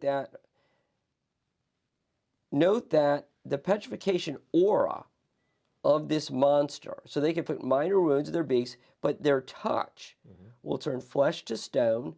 This petrification aura of this monster extends both into the astral and ethereal planes, and can thus affect creatures in these planes as well. Compare Basilisk. Right, which is the same. It talks about the gaze doing that. The gaze doing that. So Their gaze projects into the astral and ethereal planes. the basilisk is able to see in both the astral and ethereal planes. In the former plane, the astral, its gaze kills, while in the latter, it turns victims to ethereal stone. Wow. Ethereal stone, Wow. which can only be seen by those who are in that plane. And can see ethereal. So you're just like stone in the ether. Yeah, that really sucks. That really stinks. Ethereal stone. Ethereal stone. Yeah. That should be the material that you need to make some weapon. Yes, you got to get ethereal stone. Right. That's a great idea. So, You gotta yes. trick people to turn into a basilisk so you can make that.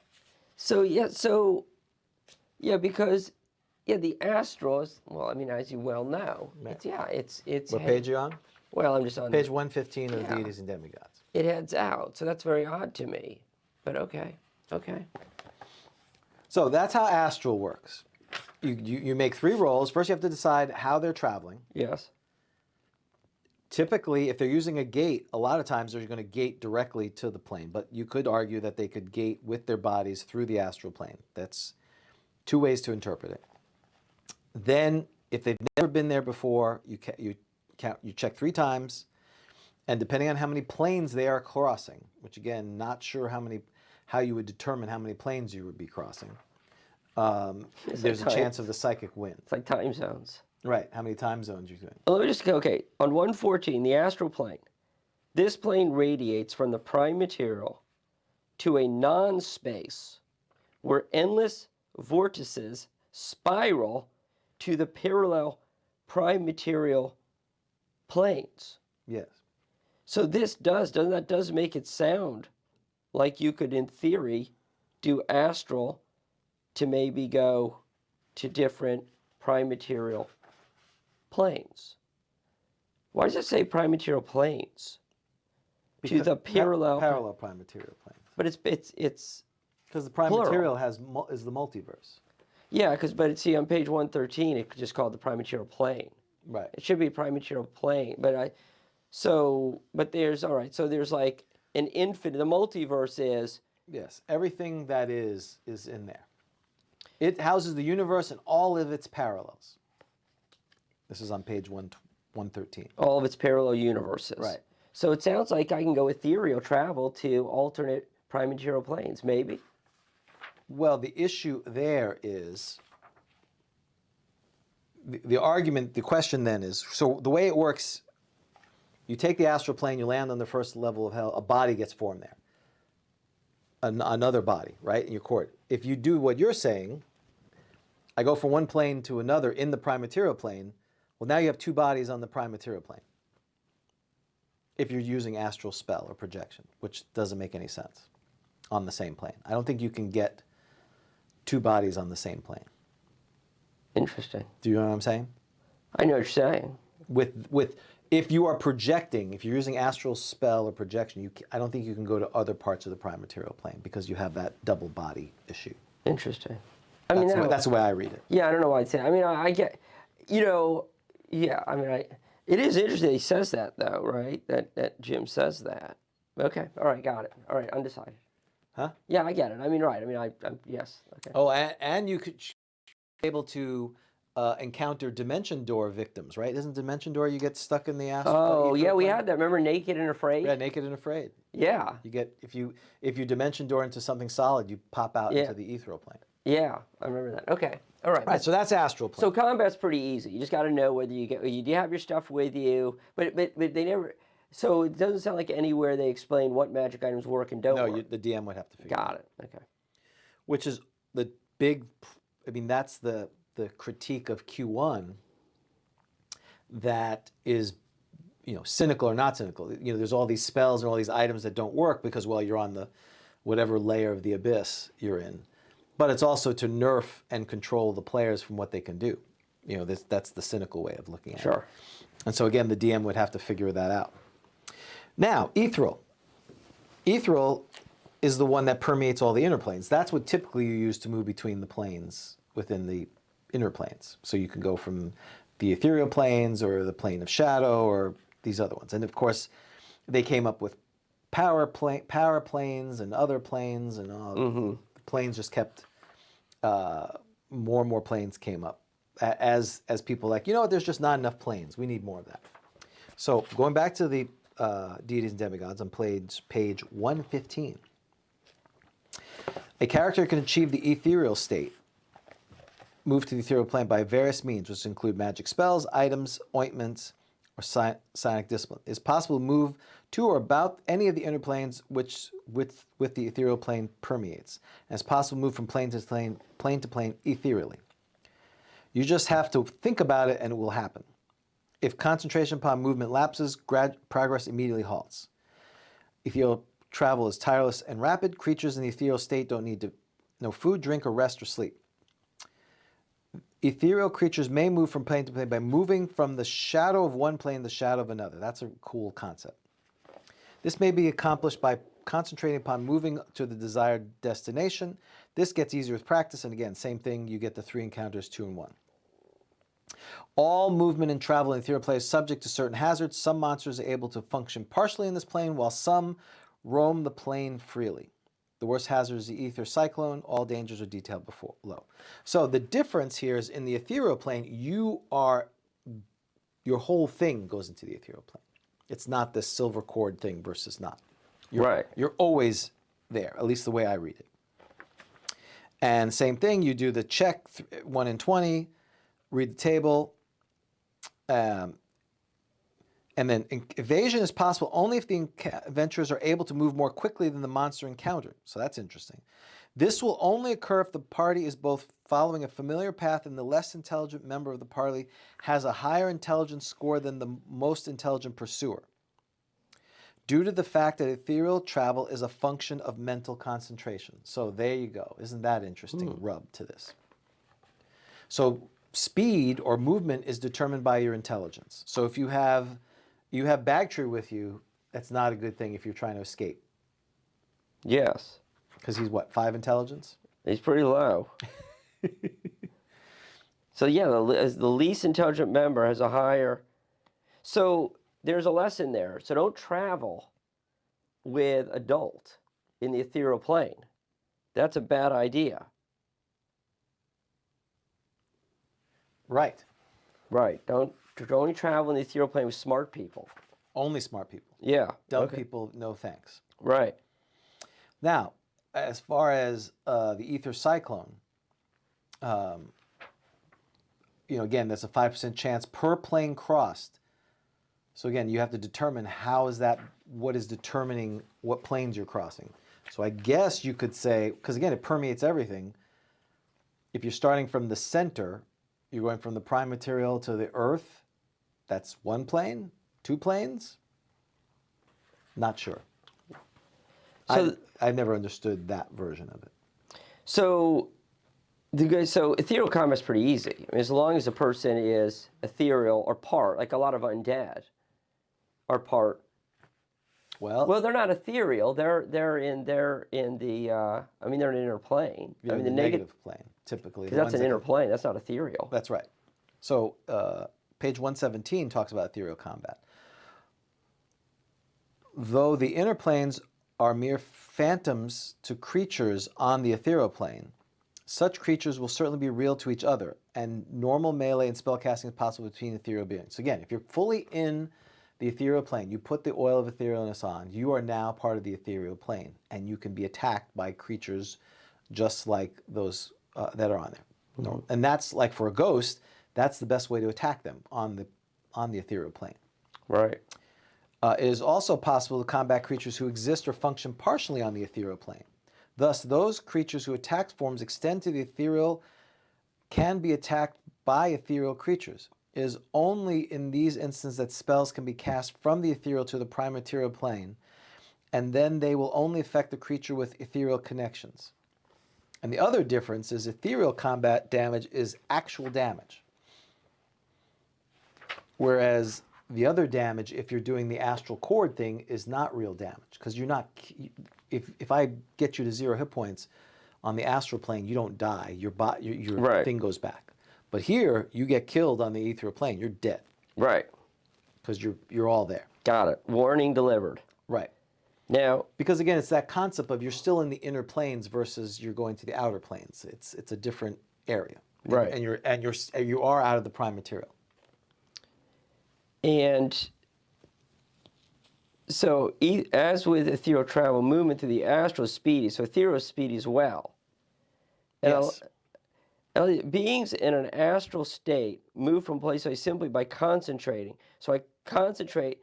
It's like I just move, right? Right. I think and I move. And as with ethereal travel, this gets easier with practice. So this is the same with ethereal travel. Right. Except there's an additional caveat with ethereal travel that your intelligence dictates that. Right. Right. But so I move. Okay. Ethereal, right. Character can achieve ethereal state. I'm back on page 115. Right. To move on the ethereal plane, an entity has but to will movement for it to happen. If concentration upon movement lapses, progress immediately halts. Ethereal travel is tireless and rapid. Creatures in ethereal state need neither food, drink, or sleep. They move from plane to plane by moving from the shadow of one plane to the shadow of another. They just concentrate to the destination. Gets easier with practice as being marks out a mental trail through the ether. The first time a journey between the 2 points is made, the DM should check for encounters 3 times. So that's right, because the astral is where when I die, Yes. I'm going to travel the astral. We're all going to travel the astral plane at That's some right. point. You're all doing it. We're all doing it. So Unless your spirit gets stuck here for some reason. see you in hell, James. See you in hell. For some. So so that's okay. I just concentrate and go. Close my eyes and go. Right. So it's like we both close our eyes and you like go, and I'm like left behind. You don't have to close your eyes. I'm not as You just have smart. to concentrate. Oh yeah, so I'm not as smart. So I'm like kind of You're moving slowly. That's actually how you can tell people's intelligence. Yes, that's right.